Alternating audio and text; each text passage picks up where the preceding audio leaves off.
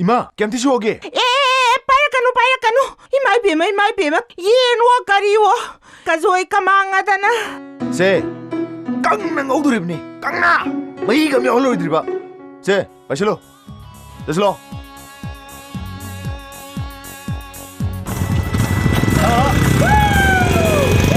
헤다 angaubasingsi디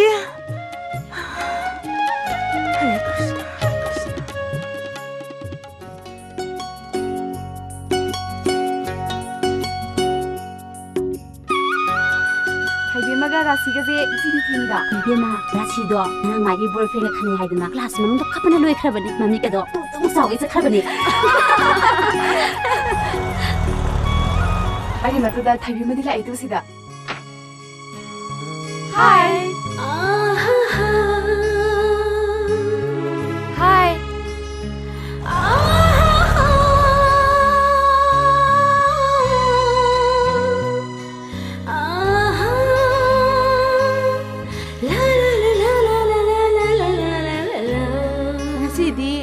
이베마지 이랑 뭐 이동 또 있고 그이더라게 이베마 홍나사네 홍나사 파모 능시 레나니 아스 너희네 해네 강비레네 나쁘 나트로 오이랑가니 나랑 클래스다 마톰다 뽕농 너희 나기로도 나랑 통레기 나때 까슈 너희네 해네 강비레다 에 뿡따레 클래스 상가시 라오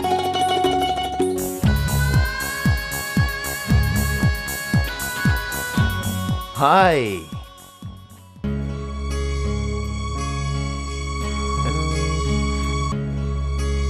Have a nice day. Karigino somna aina college karakpa khudingi sum disturb tawise ngasigi numisina aroi boy Ông tengah kau. Aina nang mapam masih father na puma tamda. Kana na ingon na kedong amdelo. Ha? Aina nang mapam masih father na puma tamda. Ingon na kana kedong amdelo. Adongi khutse mafam za tho male mafam za nang tambiyo Nang ai di kana no masakhamra.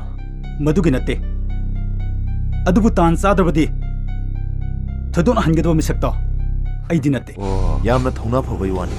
as chasi lao manonu kaidorage lao Hey you.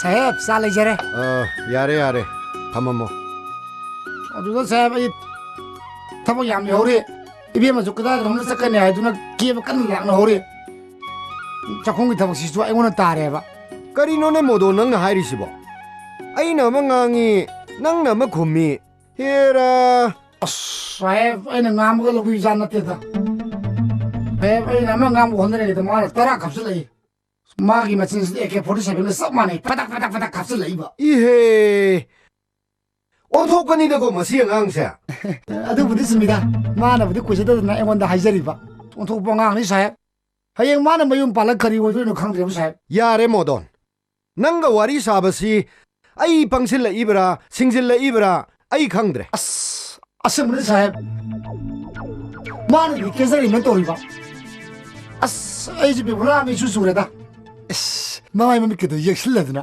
मोसमदुना वाहोंदुना फल्लदना मोदोन यारे चलो नंगी थबक इंखांग तौजरुरो चलो यारे हौसिपो आइना मुमोन हाइदरुसने लुरिसि ओंथोकपा ngang ko masa onthokna thina mana se pangkhra jat oire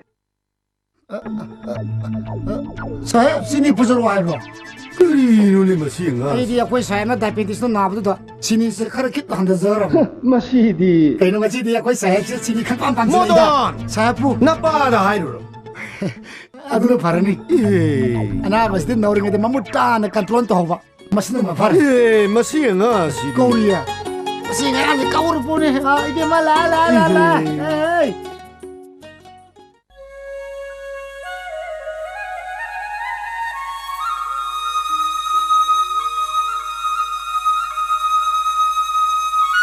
ima thum chapu kai le hoge upu manung ya so ma tai rom thang badu da dum le ho badu bo mana thi bidi mundraga angau basi Masia, ibol pun lagi bro. lai kakalo o kadai sa lu bano nang bo sida sumlak bro Hoi ma, sida sumlak pani. Aigi biodata ma computer da ibol lam to nam hange tau ne. Ma boleh tro. laibani wa khangdabani na ne pujari oiri bani kari di upai lai miro laitabani na Hoi ma. e bhai nang la edana ima chak loim labani chathok piru ro ai dinesh ki che sang khara nam lukhige bhai phamomo ai piwa muk to hong khige Hongro. nate isagi clinic ama hangi dana tawbadubu isa se amuk ta yengba laki dana khalami bani Hangi ma hange. Ima na hek aksang ngai ti habda ne. Ai ngode ta phone toro. Ai hek to chela ke ima. fare isa sidine mangoloyo Ima. nate nangi marup sibu magi khangna sana jabaga lai lakpra haimi pige haibasina muk ꯂꯩꯔꯛꯇꯣꯏꯕ ꯂꯩꯇꯦ ꯍꯥꯏꯔꯒꯅꯅꯦ ꯏꯃꯥꯅ ꯏꯈꯨꯠ ꯆꯥꯕꯤ ꯑꯃ ꯈꯜꯍꯧꯗꯧꯔꯤꯕ 이마씨 아신 티아이네 마석 같은 꼭 빠져버네 ꯑꯥ 부하루라노 말아이는 부자라니 더부부디 마수 타박 마땅 떠오자라디 해두나 nga이두는 레이니 ꯐꯩ ꯐꯩ ꯊꯕꯛ ꯇꯧꯗꯦ ꯍꯥꯏꯗꯅꯕꯨ ꯏꯃꯥꯗꯤ ꯀꯨ ꯌꯧꯗꯧꯔꯦꯅꯦ ꯏꯕꯨꯡꯉꯣ ꯏꯆꯥ ꯃꯇꯣꯝꯇꯅꯤ ꯃꯥꯒꯤ ꯆꯥꯕ ꯊꯛꯄꯁꯨ ꯋꯥꯠꯄ ꯅꯠꯇꯦ ꯅꯈꯣꯏꯅ ꯈꯔ ꯍꯥꯏꯌꯨꯅꯦ 이마시지 와렌 헤이붕어 이마시부 와르브라네 부할라게 아스 이마시 나무도 아스 나신티아이니 마삭가데 꼭 빠자마네 통타부가 돼봐 야마이도 있잖니 니 마파도 재산골기 저즈니까이노 भाई चथोरसे अखोय मै लेक्चर द लोइ ngौरमनि 마 아두디 코이 묵자루키 학상 나야 폰티 코이마 폰에도 떠로 호이 호이 저우키마 하이 빵탱탱한 가누고 이붕어 코이마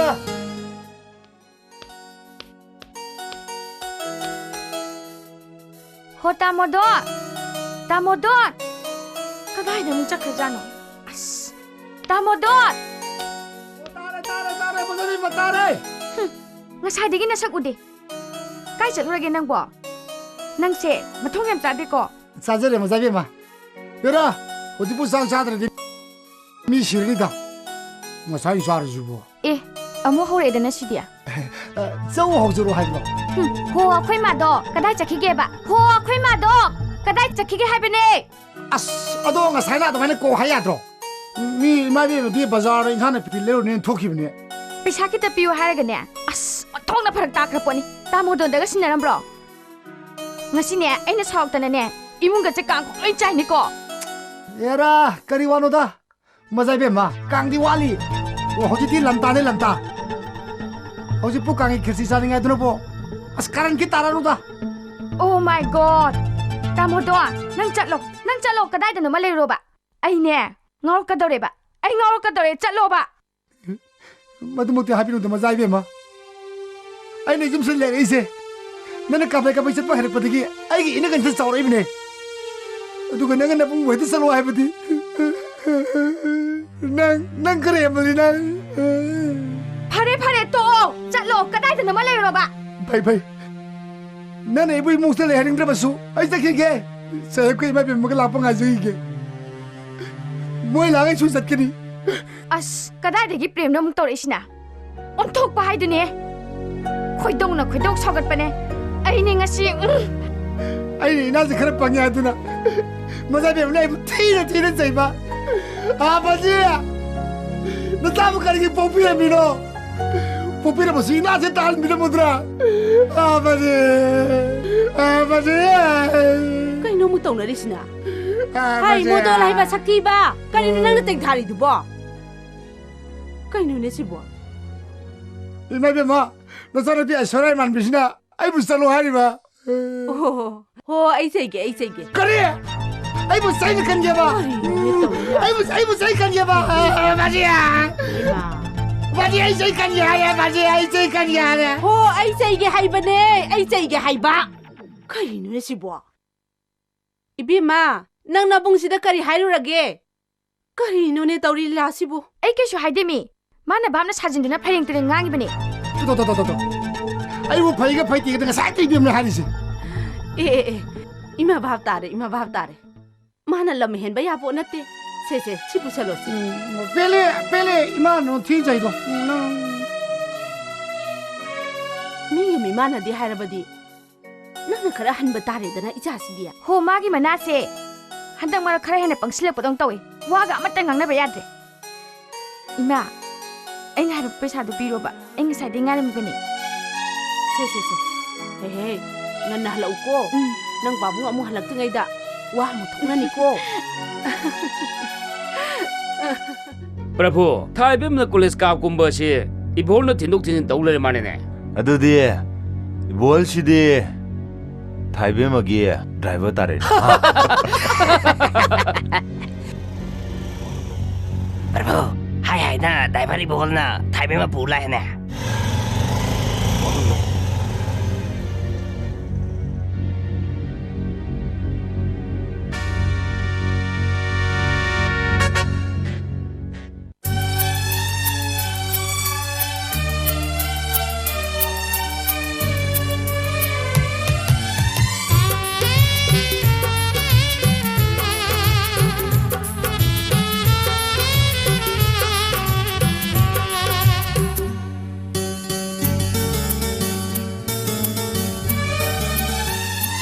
wadinganda nangna nopetawna tumin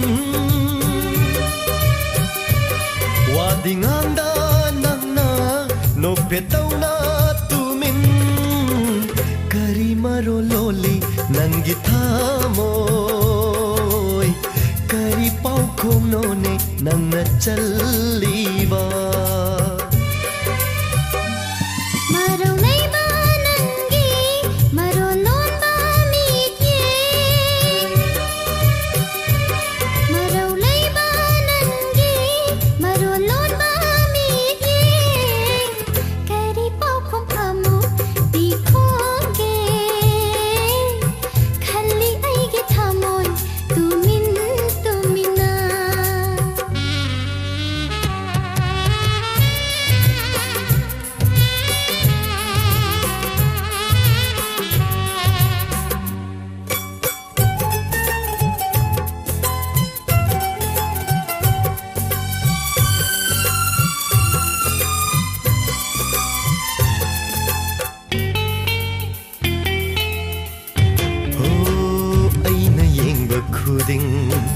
nangsu aibu yengli yengli makai nangse ben banai di thamoy kari aibu pubano pupning aigi sum kare kari aibu pubano pupning aigi sum kare aise aigi toidre oi khengam na nangi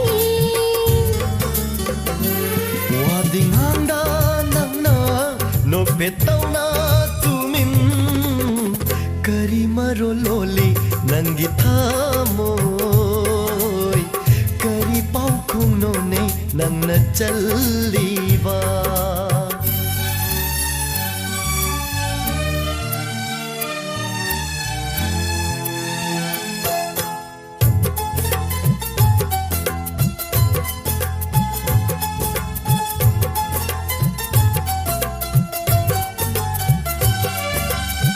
leichil ma supairi jingdol ma bukoli ithak ma shuhauri ipong tari wakhal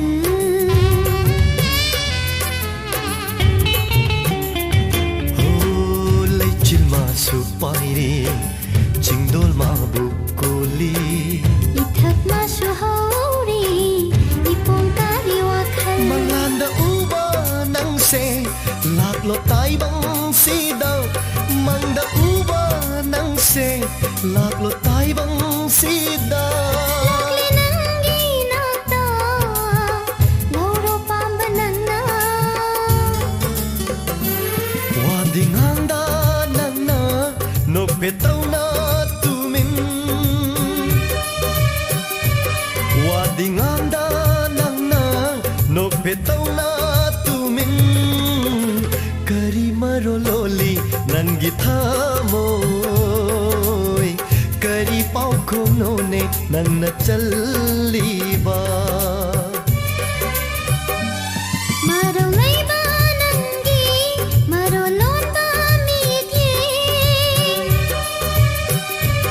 marolaiba nangi marolonba migye kari pau khom amo ikho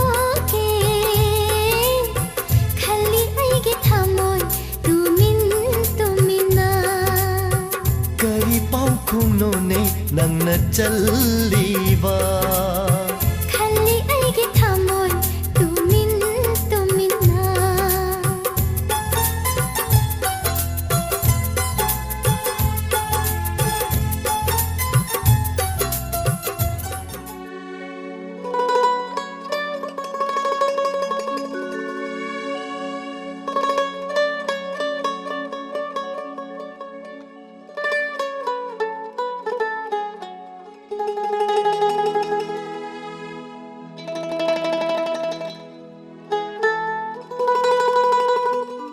Ibema ima nang pabuna wa mata ngangna se haidana kauriye kai haidune ima ima di khangdine hoi lage lao lao lao ko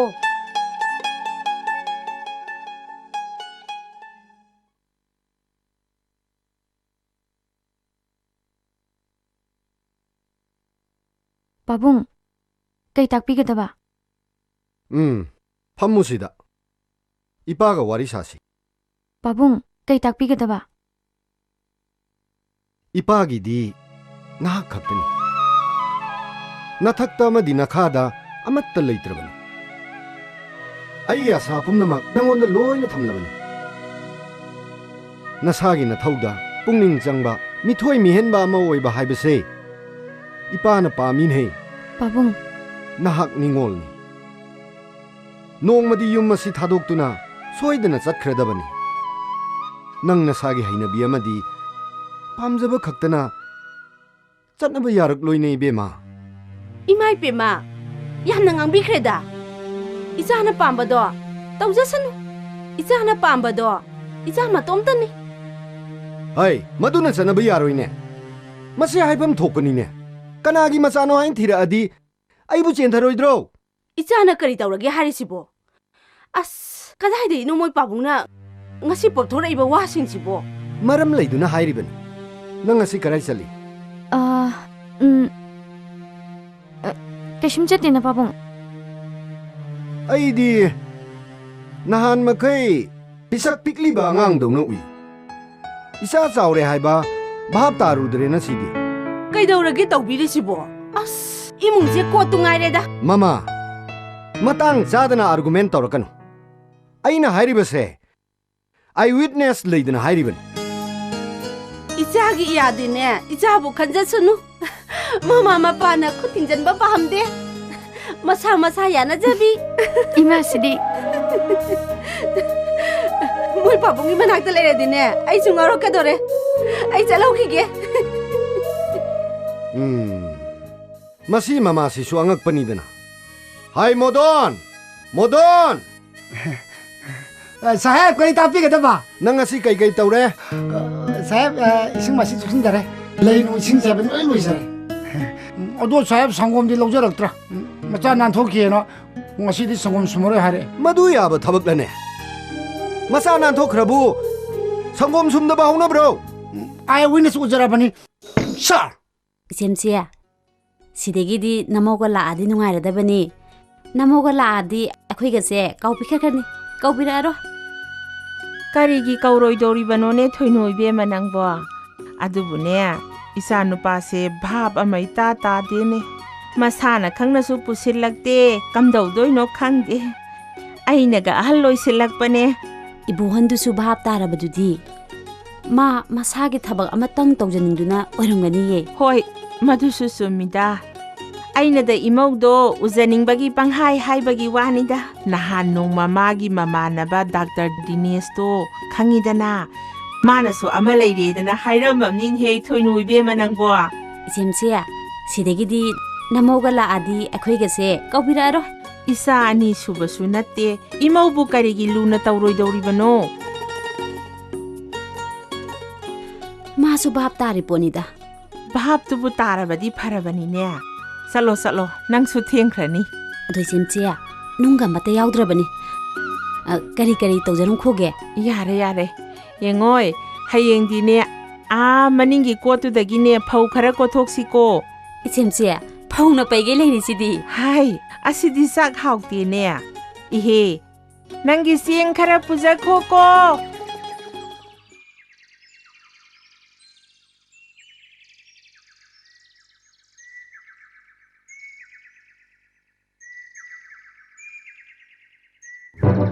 고빈네 붕어 동네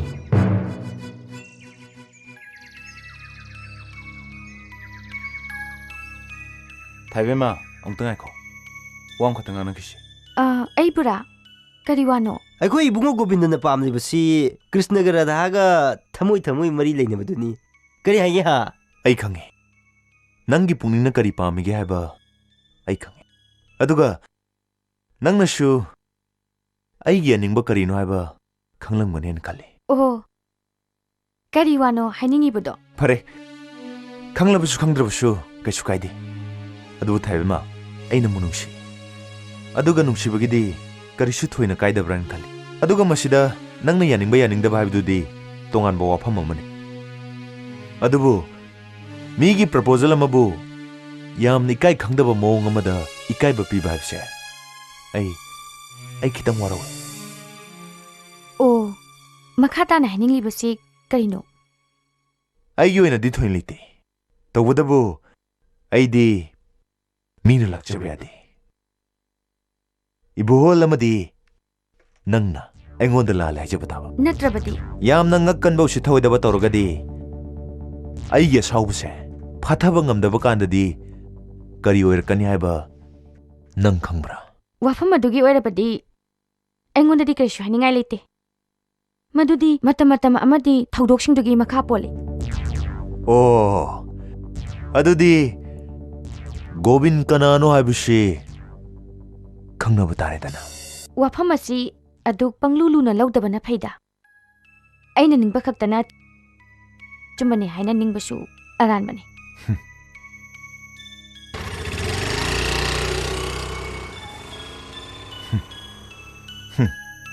Gobin ꯀꯅꯥꯅꯣ ꯍꯥꯏꯕꯁꯤ ꯈꯪꯍꯟꯕ ꯇꯥꯔꯦꯗꯅ. ꯈꯪꯍꯟꯒꯗꯕꯅꯤ. ꯃꯅꯤꯄꯨꯔꯒꯤ ꯃꯩꯅ ꯇꯧꯔꯤꯁꯤꯅ ꯋꯥꯁꯤꯡ ꯃꯦꯆꯤꯟꯗ ꯐꯤ ꯁꯨꯗꯧꯁꯨ ꯃꯩ ꯂꯥꯛꯇꯦ. ꯃꯩ ꯂꯥꯛꯇ꯭ꯔꯕꯅꯤꯅ ꯀꯗꯥꯏ ꯇꯥꯏ? ꯁꯨꯃꯥꯡ ꯇꯥꯏ. ꯁꯨꯊꯕ ꯇꯥꯕꯅꯤ ꯍꯧꯖꯤꯛ. ꯂꯥ ꯂꯥ ꯂꯥ ꯂꯥ ꯂꯥ ꯂꯥ ꯂꯥ ꯂꯥ ꯂꯥ.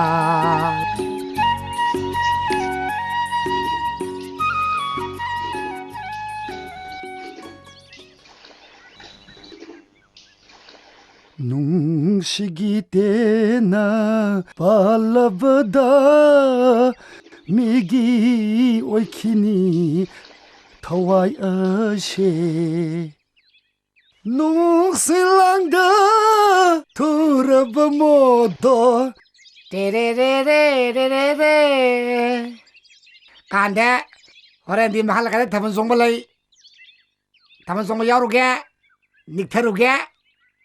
ꯅꯨꯡꯁꯤꯒꯤ ꯇꯦꯅ ꯄꯥꯜꯂꯕꯗ ꯃꯤꯒꯤ ꯑꯣꯏꯈꯤꯅꯤ ꯊꯋꯥꯏ ꯑꯁꯦ. ꯖꯤꯡ ꯖꯤꯡ ꯖꯤꯡ ꯖꯤꯡ ꯖꯤꯡ ꯖꯤꯡ ꯖꯤꯡ ꯖꯤꯡ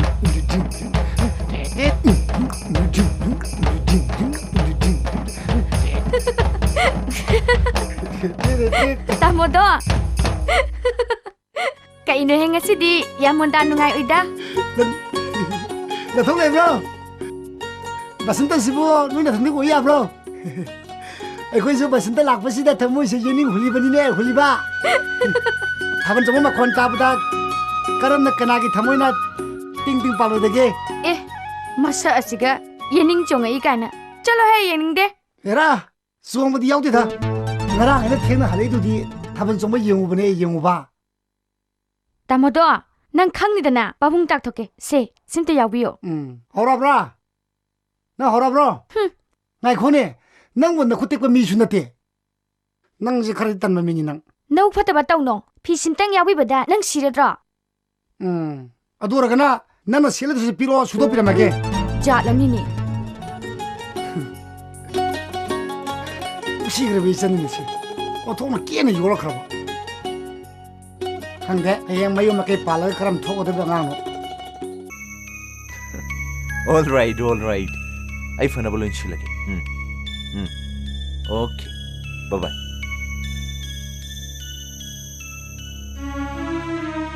ꯒꯣꯕꯤꯟꯗꯩꯅ ꯍꯥꯏꯔꯤꯕꯁꯤꯅꯤ. ꯒꯣꯕꯤꯟꯗꯩꯗꯤ ꯃꯤꯅ ꯂꯥꯛꯆꯕꯤꯔꯝꯃꯤ. ꯑꯩꯉꯣꯟꯗ ꯁꯤꯡꯅꯔꯛꯄ ꯈꯨꯗꯤꯡꯃꯛ ꯑꯩ ꯌꯦꯡꯉꯦ. ꯑꯗꯨꯒ ꯌꯦꯡꯅꯕ ꯑꯃꯗ ꯑꯩꯅ ꯀꯔꯤ ꯇꯧꯐꯝ ꯊꯣꯛꯄꯒꯦ ꯍꯥꯏꯕꯁꯦ ꯑꯩ ꯆꯞ ꯆꯥꯅ ꯈꯪꯉꯤ. Yes. He Govinda ibungo Prabhu. Pai mapukningdo amukta fadabiyu. Amuktadi ingdabiyu ne. He Govinda ibungo Prabhu. ꯑꯩꯅ ꯁꯥꯎꯔꯤꯕꯁꯤꯒꯤ ꯃꯔꯝ ꯅꯈꯣꯏ ꯈꯪꯕ ꯅꯠꯇ꯭ꯔꯥ? ꯑꯗꯨꯗꯤ ꯀꯔꯤꯅꯣ? ꯑꯩꯒꯤ ꯚꯛꯇꯁꯤꯡꯅ ꯅꯔꯦꯜ ꯑꯗꯨꯛ ꯂꯩꯇ꯭ꯔꯤꯕꯁꯤ. ꯍꯦꯔꯥ ꯄ꯭ꯔꯚꯨ, ꯀꯔꯤꯁꯨ ꯂꯩꯇꯕ ꯅꯨꯄꯤ ꯃꯆꯥ ꯑꯃꯒꯤꯗꯃꯛꯇ ꯑꯗꯨ ꯌꯥꯝ ꯁꯥꯎꯔꯤꯗꯨꯕꯨ ꯇꯟꯗ꯭ꯔ ꯄ꯭ꯔꯚꯨ? Number 1. Yes, Prabhu. Number 2. ꯄ꯭ꯔꯚꯨ. ꯍꯦꯔꯥ, ꯀꯩꯁꯨ ꯂꯩꯇꯕ ꯅꯨꯄꯤ ꯃꯆꯥꯗꯨꯅ ꯑꯩꯕꯨ ꯏꯀꯥꯏꯕ ꯄꯤꯕ ꯌꯥꯕ꯭ꯔꯥ? ꯃꯥꯕꯨ ꯑꯗꯨꯛ ꯌꯥꯝꯅ ꯄꯥꯝꯕ ꯑꯃꯗꯤ ꯅꯨꯡꯁꯤꯔꯨꯕꯒꯤ ꯋꯥ ꯅꯠꯇꯦ. ꯂꯥꯛꯆꯈꯤꯕ ꯂꯥꯛꯆꯈꯤꯕꯗꯣ ꯃꯗꯨꯒꯤ ꯅꯨꯡꯉꯥꯏꯇꯕꯒꯤ ꯋꯥꯅꯤ ꯅꯈꯣꯏ ꯅꯨꯄꯥꯗꯣ ꯀꯅꯥꯅꯣ ꯈꯪꯕ꯭ꯔꯥ? ꯈꯪꯖꯗꯦꯅꯦ ꯍꯦ ꯒꯣꯕꯤꯟꯗ ꯄ꯭ꯔꯚꯨ ꯅꯍꯥꯟ ꯃꯈꯩ ꯃꯄꯥꯟꯗ ꯂꯥꯏꯔꯤꯛ ꯇꯝꯃꯤ ꯍꯟꯗꯛꯇ ꯊꯣꯛꯂꯛꯄꯅꯦ ꯍꯥꯏ ꯃꯍꯥꯛꯀ ꯊꯥꯏꯕꯦꯝꯃꯒ ꯂꯩꯅꯔꯤꯕ ꯃꯔꯤ ꯑꯗꯣ ꯑꯩꯅ ꯊꯥꯗꯠꯀꯅꯤ ꯑꯩꯅ Understand?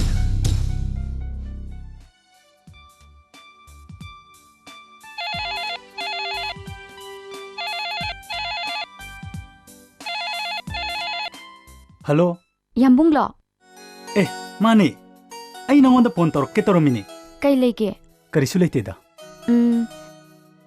ꯌꯥꯝꯕꯨꯡꯒꯤ ꯊꯕꯛꯀꯤ ꯑꯦꯛꯖꯥꯝꯗꯣ ꯀꯔꯝ ꯀꯥꯟ ꯍꯥꯏꯗꯣꯛꯇꯣꯏꯅꯣꯕ? ꯀꯔꯤꯕꯣ? ꯑꯣ ꯊꯕꯛꯀꯤ ꯔꯤꯖꯜꯇꯣ ꯀꯔꯤꯒꯤꯅꯣ? ꯁꯨꯝ ꯈꯪꯅꯤꯡꯕ ꯃꯔꯝ ꯑꯃꯗꯤ ꯁꯣꯏꯗꯅ ꯂꯩꯔꯝꯒꯅꯤꯗ ꯃꯔꯝ ꯂꯩ ꯃꯔꯝꯗꯣ ꯀꯔꯤꯒꯤꯅꯣ ꯍꯥꯏꯕ ꯃꯐꯝ ꯑꯃ ꯆꯥꯅ ꯋꯥꯔꯤꯃꯛꯇ ꯁꯥꯔꯁꯨ ꯑꯗꯨꯗꯩꯗꯤ ꯑꯗꯨꯗꯩ ꯀꯩꯗꯧꯔꯕ? ꯑꯗꯩꯗꯤ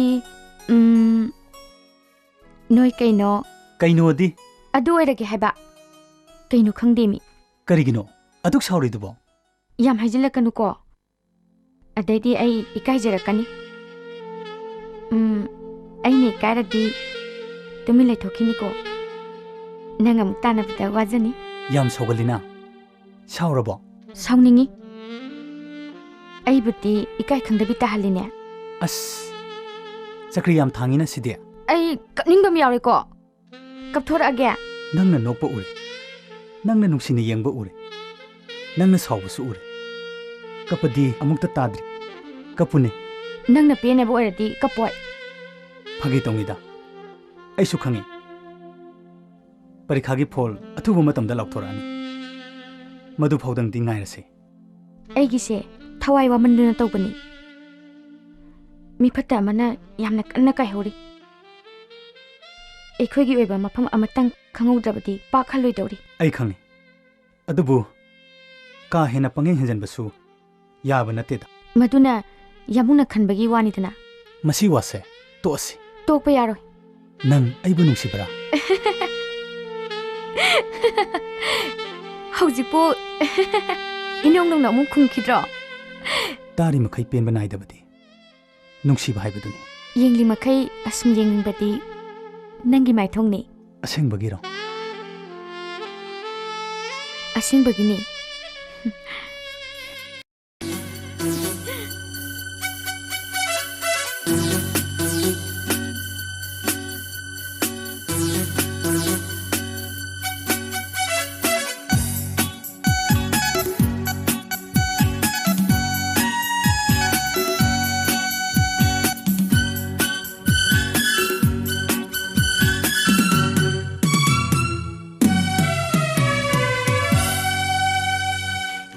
जैसे नसीदी अल्बु उरगा मिनो अमगी तव तवे मिकें अममान दरे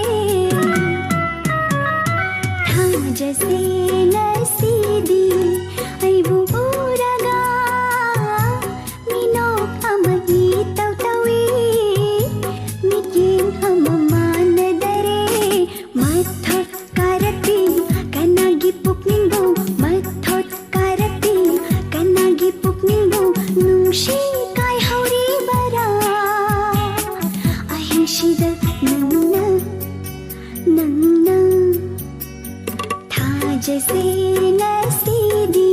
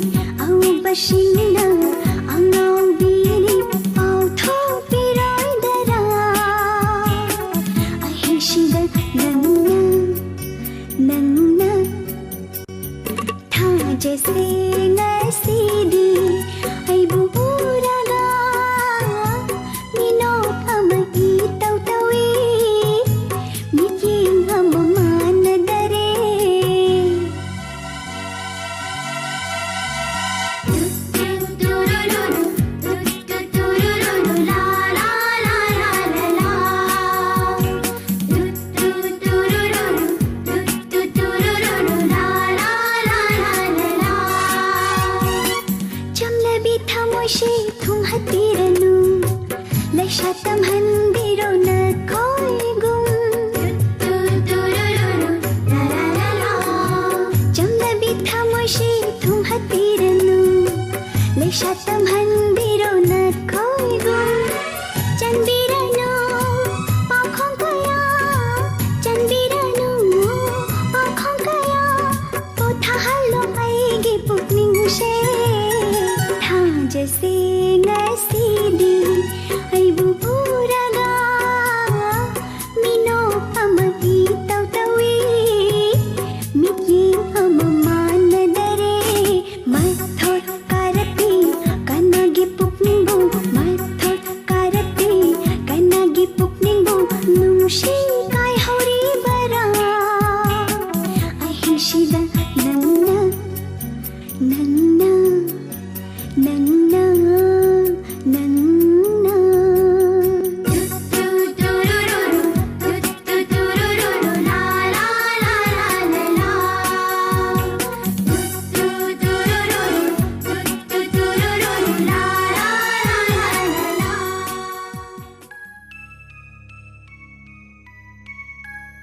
लारिक तमीनेदना तौरिसिना अखोइदा किमता कानाबु पोरोय सेन थोकपा याबा लंबी अमा कोइ थियौबा ताबने प्रभु अइबु हुजुपु लेबाक तोकदुना सेन तालो हाइरबदी चरा हिंदुना सिजगिगे ꯑꯩꯁꯨꯅꯤꯅꯦ ꯑꯋꯥꯕ ꯊꯕꯛ ꯍꯥꯏꯕꯁꯦ ꯁꯨꯡꯇꯧ ꯇꯧꯖꯔꯣꯏꯅꯦ ꯅꯨꯡꯉꯥꯏꯅ ꯁꯦꯟ ꯇꯥꯟꯕ ꯁꯦꯜꯅ ꯃꯁꯥ ꯃꯊꯟꯇ ꯃꯈꯣꯡ ꯊꯣꯡ ꯂꯥꯛꯄꯗꯣ ꯃꯗꯨꯅꯤꯅꯦ ꯑꯩꯅ ꯄꯥꯝꯂꯤꯕꯁꯦ ꯀꯔꯤ ꯍꯥꯏꯒꯦ ꯍꯥ ꯑꯩ ꯋꯥꯗꯅ ꯅꯨꯡꯉꯥꯏꯕ ꯌꯥꯕ ꯍꯧꯅꯗꯦꯅꯦ ꯈꯣꯡ ꯆꯣꯠꯂꯒ ꯆꯤꯟ ꯆꯣꯠꯄꯅꯤꯅꯦ ꯂꯥꯛꯑꯣ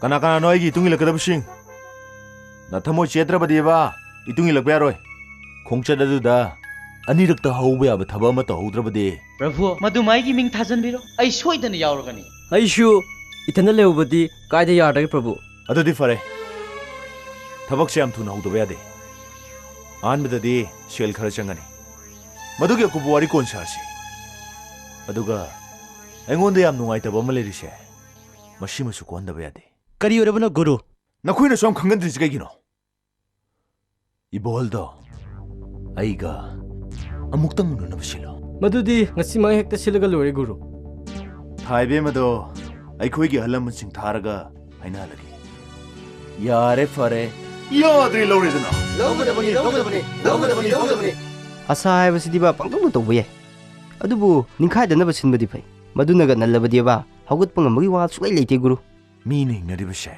이zet기 이zet기 이제 또 나는 잡았다 모두 택나봤다 아이디 묵나봐 야바 미나 때하루세 강한 바다오네 प्रभु वरम नुंजु थोकदो सरो आई हलमदा वारी साजगी थोकेता लोगदबनी कई मधुसु मधुने अदुबो आई इबोवलगा मुक्तंग उननबा नखोई मैम चंदना दशिलो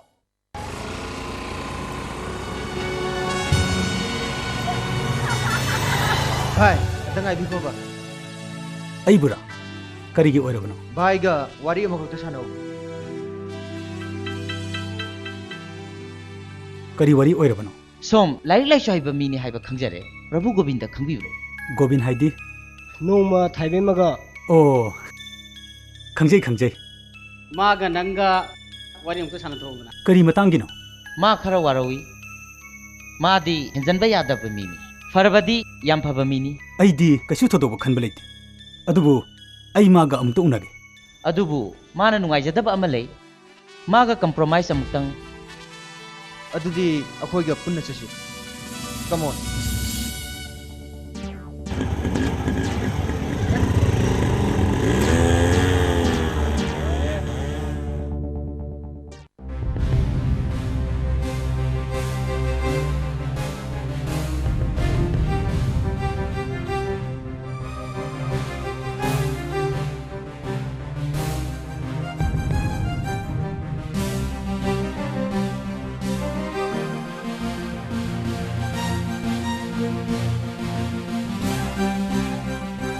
ꯑꯩꯒꯤ ꯃꯤꯡ ꯒꯣꯕꯤꯟ ꯋꯥꯐꯝꯁꯦ ꯆꯥꯎꯔꯥꯛꯄ ꯑꯃ ꯈꯪꯕꯤꯔꯝꯃꯒꯅꯤ ꯍꯥꯏꯕꯗꯤ ꯑꯩꯁꯨ ꯈꯪꯉꯤ ꯑꯩ ꯊꯥꯏꯕꯦꯝꯃꯁꯤ ꯌꯥꯝ ꯅꯨꯡꯁꯤ ꯍꯥꯏꯅ ꯍꯥꯏꯔ ꯐꯣꯡꯗꯣꯛꯂꯨꯕꯗ ꯃꯥꯅ ꯑꯩꯕꯨ ꯌꯥꯝ ꯊꯤꯅ ꯏꯀꯥꯏꯕ ꯄꯤꯕꯇ ꯅꯠꯇꯅ ꯑꯗꯣꯝꯅ ꯑꯩꯕꯨꯁꯨ ꯂꯥꯛꯆꯅ ꯇꯧꯈꯤ ꯑꯩꯉꯣꯟꯗꯗꯤ ꯃꯗꯨ ꯀꯔꯤꯝꯇ ꯈꯟꯈꯤꯕ ꯂꯩꯇꯦꯅ ꯍꯣꯏ ꯊꯣꯏꯅ ꯈꯟꯕꯤꯔꯝꯗꯕꯗꯤ ꯌꯥꯏ ꯑꯗꯨꯕꯨ ꯑꯗꯣꯝꯅ ꯇꯧꯈꯤꯕ ꯄꯨꯝꯅꯃꯛꯁꯤꯡ ꯑꯗꯨꯅ ꯑꯩꯕꯨꯗꯤ ꯌꯥꯝ ꯋꯥꯔꯍꯜꯂꯤ ꯍꯧꯖꯤꯛ ꯑꯗꯣꯝꯅ ꯄꯥꯝꯂꯤꯕꯁꯤ ꯀꯔꯤꯅꯣ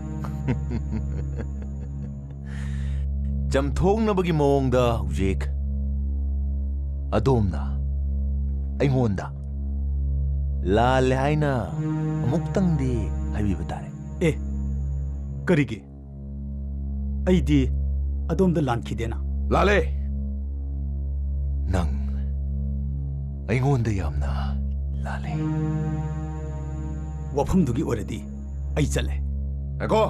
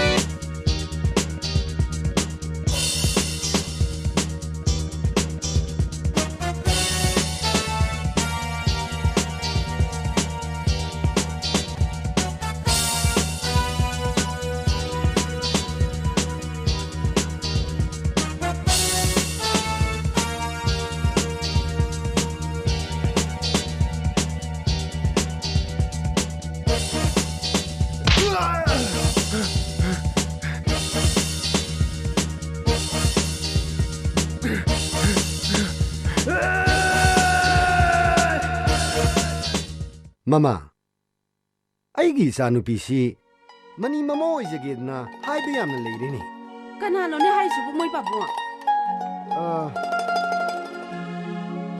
ꯑꯩꯒ ꯊꯥꯏꯅ ꯇꯤꯟꯅꯔꯝꯕ ꯃꯔꯨꯞ ꯑꯃꯈꯛꯀꯤ ꯃꯆꯥꯒꯤ ꯃꯥꯒꯤ ꯃꯃꯧ ꯑꯣꯏꯖꯒꯦꯅ ꯀꯟꯅ ꯍꯦꯛꯇ ꯍꯥꯏꯔꯤꯅꯤ ꯅꯨꯄꯥꯗꯨꯕꯨ ꯀꯅꯥꯅꯣ ꯃꯃꯤꯡꯗꯨꯕꯨ ꯀꯔꯤ ꯒꯣꯕꯤꯟ ꯍꯥꯏꯕ ꯑꯣꯏꯔ ꯃꯥꯜꯂꯦ ꯀꯔꯤ ꯍꯥꯏꯕꯤꯈ꯭ꯔꯒꯦ ꯃꯣꯏ ꯄꯥꯕꯨꯡꯗꯤ ꯈꯟꯅꯁꯤ ꯍꯥꯏꯗꯅ ꯍꯥꯏꯈꯤꯕꯅꯤꯗ ꯍꯧꯖꯤꯛꯀꯤ ꯃꯇꯝꯗ ꯃꯤꯁꯤꯡꯁꯦ ꯄꯪꯊꯥ ꯊꯥꯖꯕ ꯌꯥꯕ ꯅꯠꯇꯦꯀꯣ ꯃꯨꯟꯅ ꯈꯟꯅꯍꯧꯒꯗꯕꯅꯤꯀꯣ ꯃꯣꯏ ꯄꯥꯕꯨꯡ ꯄꯥꯕꯨꯡꯆꯥ ꯌꯥꯔꯦ ꯌꯥꯔꯦ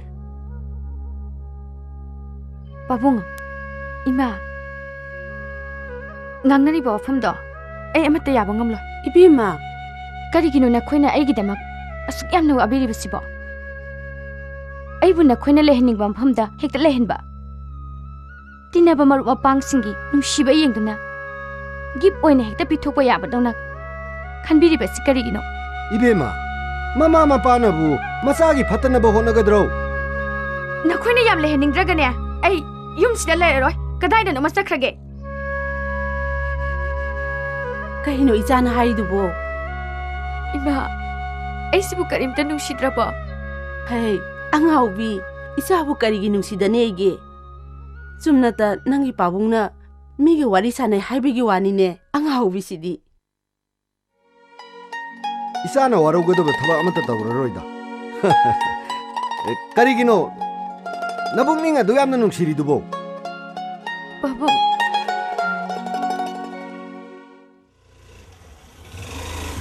이마! 이마! 이마! ông ta thốt lộ cái đâu ra ghé ngao bên năng bộ irang hay lang à na 이마 anh 여기 부터 볼게 인터뷰도 하이도 ai 칼라 아버님 ngay đây đã à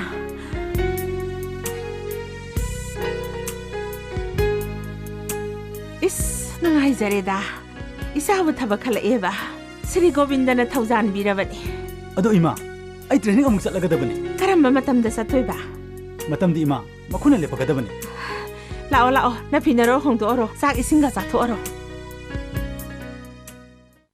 타이베마 와칼도 피셜 키누 깨더라게 에이 yumda lebe yam nungaitri gobin hege halaman singna pabung da kanna engge sama haire 야크라보 ꯄꯤꯈ꯭ꯔꯕ ꯅꯠꯇ꯭ꯔꯣ? ꯀꯩꯅꯣ ꯍꯥꯏꯁꯤꯕꯣ? ꯅꯪꯗꯤ ꯀꯩꯝꯇ ꯈꯟꯗ꯭ꯔꯕꯣ?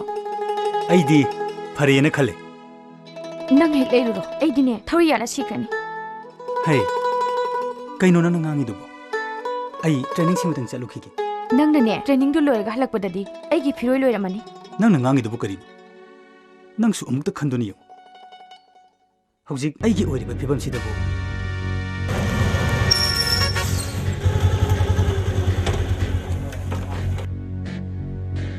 ꯊꯥꯏꯕꯦꯝꯃ, ꯅꯪ ꯆꯠꯀꯗꯣꯏꯅꯣ? ꯂꯥꯎꯖꯁꯨ ꯂꯥꯎ. ꯑꯦ, ꯑꯩꯗꯤ ꯀꯩꯗꯧꯕꯩ ꯆꯠꯇꯣꯏꯕ? ꯅꯍꯥꯛꯁꯦ ꯑꯩꯒ ꯂꯨꯍꯣꯡꯅꯕ ꯑꯦꯡꯒꯦꯖ ꯇꯧꯕ ꯂꯣꯏꯔꯕꯅꯤ. ꯅꯪ ꯇꯧꯔꯤꯁꯦ ꯑꯩꯕꯨ ꯁꯤꯡꯅꯕꯒ ꯆꯞ ꯃꯥꯟꯅꯩ. ꯆꯠꯁꯤ ꯂꯥꯎ. ꯃꯗꯣ ꯑꯩ ꯌꯥꯕ ꯁꯨꯡꯉꯝ ꯉꯝꯃꯣꯏ. ꯍꯩ, ꯅꯪꯅ ꯑꯩꯉꯣꯟꯗ ꯌꯥꯗꯕ ꯌꯥꯔꯣꯏ. ꯅꯪ ꯑꯩꯉꯣꯟꯗ ꯁꯤꯡꯅꯔꯛꯀꯅꯣ. ꯀꯔꯤꯅꯣ ꯒꯣꯕꯤꯟ? ꯉꯥꯏꯍꯥꯛ ꯂꯩꯇꯅ ꯃꯤꯒꯤ ꯄꯔꯁꯣꯅꯦꯜ ꯂꯥꯏꯐꯇ ꯑꯁꯨꯛ ꯌꯥꯝꯅ ꯗꯤꯁꯇꯔꯕ ꯇꯧꯔꯤꯁꯤ. ꯍꯩ, ꯅꯪ ꯋꯥ ꯉꯥꯡꯒꯅꯨ. ꯃꯁꯤꯗ ꯅꯪꯅ ꯋꯥ ꯉꯥꯡꯕꯒꯤ ꯅꯊꯧ ꯀꯔꯤꯁꯨ ꯂꯩꯇꯦ. ꯃꯍꯥꯛ ꯑꯩꯒ ꯑꯦꯡꯒꯦꯖ ꯇꯧꯗꯨꯅ ꯋꯥ ꯉꯥꯡꯅꯕ ꯂꯣꯏꯔꯕ ꯅꯨꯄꯤ ꯑꯃꯅꯤ. ꯃꯁꯤ ꯈꯪꯅ ꯅꯪꯅ ꯇꯧꯔꯤꯕꯁꯦ ꯑꯩꯕꯨ ꯁꯤꯗꯕ ꯅꯠꯇ꯭ꯔꯥ? ꯅꯠꯇ꯭ꯔꯒꯅ ꯃꯁꯤꯒꯤ ꯆꯩꯔꯥꯛ ꯅꯪ ꯀꯤꯗꯕꯒꯤ ꯋꯥꯔꯥ? ꯂꯥꯛꯑꯣ, ꯆꯠꯁꯤ ꯂꯥꯛꯑꯣ. ꯀꯩꯗꯧꯔꯒꯦ? ꯑꯁ, ꯂꯥꯛꯑꯣꯕ. ꯃꯥꯟꯅꯔꯣꯅꯣꯕ.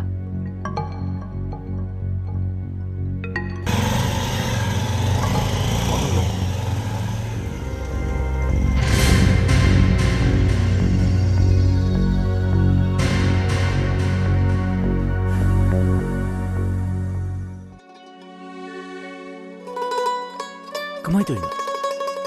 ꯍꯦꯔꯥ, ꯍꯧꯖꯤꯛꯄꯨ ꯈꯟꯅ ꯆꯩꯅꯗꯅ ꯂꯩ ꯌꯥꯕ ꯃꯇꯝ ꯅꯠꯇꯦꯗ. ꯀꯗꯥꯏꯗꯒꯤꯅꯣ? ꯃꯤ ꯐꯠꯇꯕ ꯑꯃ ꯊꯦꯡꯅꯔꯨꯔꯦ. ꯑꯣꯟꯊꯣꯛꯄꯅꯤꯗ. ꯀꯩꯁꯨ ꯅꯠꯇꯕꯗ ꯕꯗꯅꯥꯝ ꯆꯥꯅꯕ. ꯗꯤꯅꯦꯁ, ꯑꯩ ꯌꯥꯝ ꯏꯀꯥꯏꯔꯦ. ꯍꯦꯔꯥ, ꯊꯣꯏꯅ ꯏꯀꯥꯏꯅꯤꯡꯉꯥꯏ ꯂꯩꯇꯦꯗ. ꯐꯤꯕꯝꯁꯦ ꯈꯔ ꯁꯤꯔꯤꯌꯁ ꯑꯣꯏꯔꯦ. ꯀꯝꯗꯧꯁꯤꯒꯦ? ꯑꯗꯣ ꯅꯪꯒꯤ ꯇ꯭ꯔꯦꯅꯤꯡꯗꯤ ꯀꯔꯝ ꯀꯥꯟ ꯆꯠꯇꯣꯏꯕ?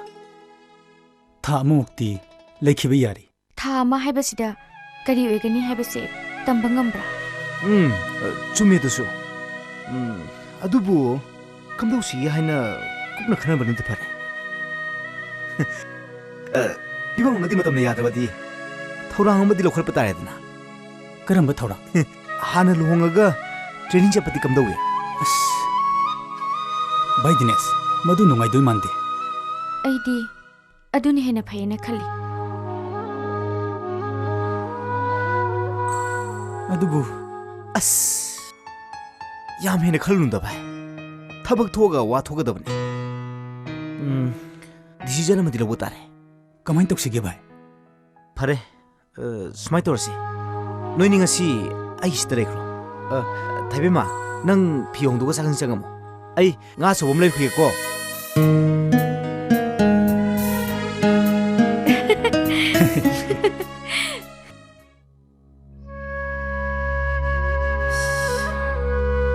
ꯀꯝꯗꯧꯅꯤ ꯇꯧꯔꯤꯁꯤꯗꯤ?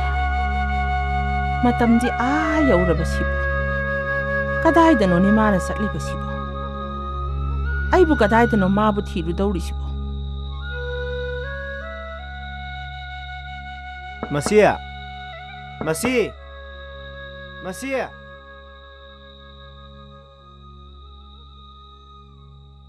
ꯍꯩꯃꯥ, ꯀꯗꯣꯝꯗꯒꯤꯅꯣ ꯏꯕꯨꯡꯉꯣ ꯗꯥꯛꯇꯔ? ꯆꯪꯉꯛꯑꯣ. ꯍꯣꯏ ꯃꯁꯤ.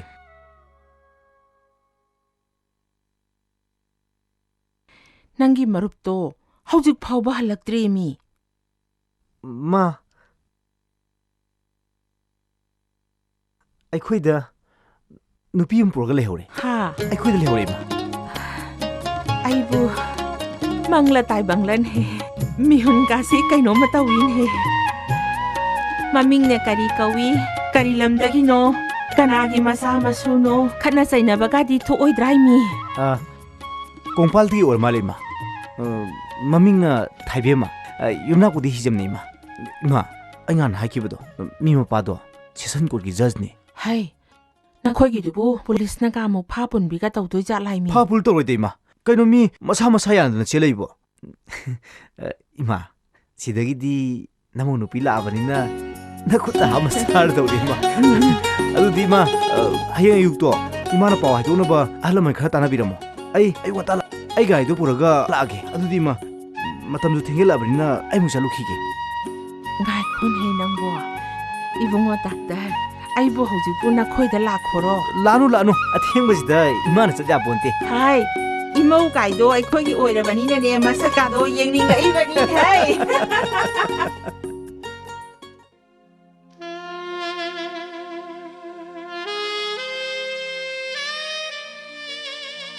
ꯃꯧ ꯃꯥꯜꯂꯦꯕꯣ ꯊꯥꯏꯕꯦꯝꯃ ꯉꯁꯤꯗꯤ ꯑꯩꯈꯣꯏ ꯑꯅꯤ ꯏꯊꯥ ꯊꯥꯖꯗꯅ ꯆꯦꯜꯂꯛꯄ ꯍꯥꯏꯕꯗꯨ ꯑꯣꯏꯔꯦꯗꯣ ꯉꯁꯤꯗꯒꯤꯗꯤ ꯄꯨꯟꯁꯤꯁꯦ ꯑꯍꯣꯡꯕ ꯑꯃꯗꯤ ꯂꯥꯛꯑꯅꯤꯗꯣ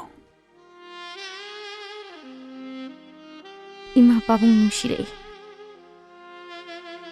Yambung. Nungshidra nupi oibi singi punsi se. Apokpa apokpi shu hundoklam. Ngasidi nungshiba nagina nakta leirare to. ꯄꯨꯟꯁꯤ ꯍꯥꯏꯕꯁꯦ ꯁꯤ ꯉꯥꯛꯇꯅꯤ ꯅꯪ ꯑꯩꯒꯤ ꯍꯧꯈꯤꯕ ꯄꯨꯟꯁꯤꯗ ꯈ꯭ꯋꯥꯏꯗꯒꯤ ꯅꯨꯡꯉꯥꯏꯕ ꯈ꯭ꯋꯥꯏꯗꯒꯤ ꯑꯋꯥꯕ ꯃꯤꯀꯨꯞ ꯅꯪ ꯍꯥꯏꯕ ꯉꯝꯕ꯭ꯔꯥ Aigi wakhaldadi yambung. Yambungi nakta punsi ase seba tawba phanglaroitra. Haina khankiba mikup tuna awaba mikup oiki. Hauzik yambungi nakta leiraba matam asina nungaiba mikup haibado oire. Yambung nang ai asuna chilakpa nimituki nimidangda. Aibu mikup tana yengani haikibado. Ngasidi matamdo lakli yenglaroitra. ꯌꯦꯡꯈꯤꯒꯅꯤ ꯑꯩꯅ ꯅꯪꯕꯨ ꯌꯦꯡꯈꯤꯒꯅꯤ ꯉꯁꯤꯒꯤ ꯑꯍꯤꯡ ꯑꯁꯤꯗ ꯅꯠꯇꯦ ꯄꯨꯟꯁꯤ ꯑꯁꯤꯅ ꯂꯩꯔꯤ ꯃꯈꯩ ꯊꯋꯥꯏꯒ ꯍꯛꯆꯥꯡꯒ ꯈꯥꯏꯅꯗ꯭ꯔꯤ ꯐꯥꯎꯕ ꯅꯪꯒꯤ ꯁꯛꯇꯝ ꯌꯦꯡꯈꯤꯒꯅꯤ Yambung thabal phaba ahing khuding aibu nungshibase asum hengal ai haikibadai ngasigi ahingi thabal asidi aibu nungshibe hengatabra ꯀꯔꯤꯒꯤ ꯍꯦꯟꯒꯠꯇꯅꯤ ꯉꯁꯤꯒꯤ ꯊꯥꯕꯜꯒꯤ ꯑꯍꯤꯡ ꯑꯁꯤꯅ ꯅꯪꯕꯨ ꯅꯨꯡꯁꯤꯕ ꯈ꯭ꯋꯥꯏꯗꯒꯤ ꯏꯍꯦꯟ ꯍꯦꯟꯕ ꯅꯨꯃꯤꯠ ꯑꯣꯏꯔꯦ Yambung aibu punsi supagi thadokpiganuko ꯑꯣꯟꯊꯣꯛꯅ ꯚꯥꯞ ꯇꯥꯈꯤꯗ꯭ꯔꯦꯗ ꯑꯩꯒꯤ ꯏꯆꯥꯅꯨꯄꯤꯁꯦ ꯃꯁꯤ ꯊꯣꯛꯀꯅꯤ ꯍꯥꯏꯕꯁꯤ ꯑꯩꯗꯤ ꯍꯥꯟꯅ ꯈꯪꯂꯕꯅꯤ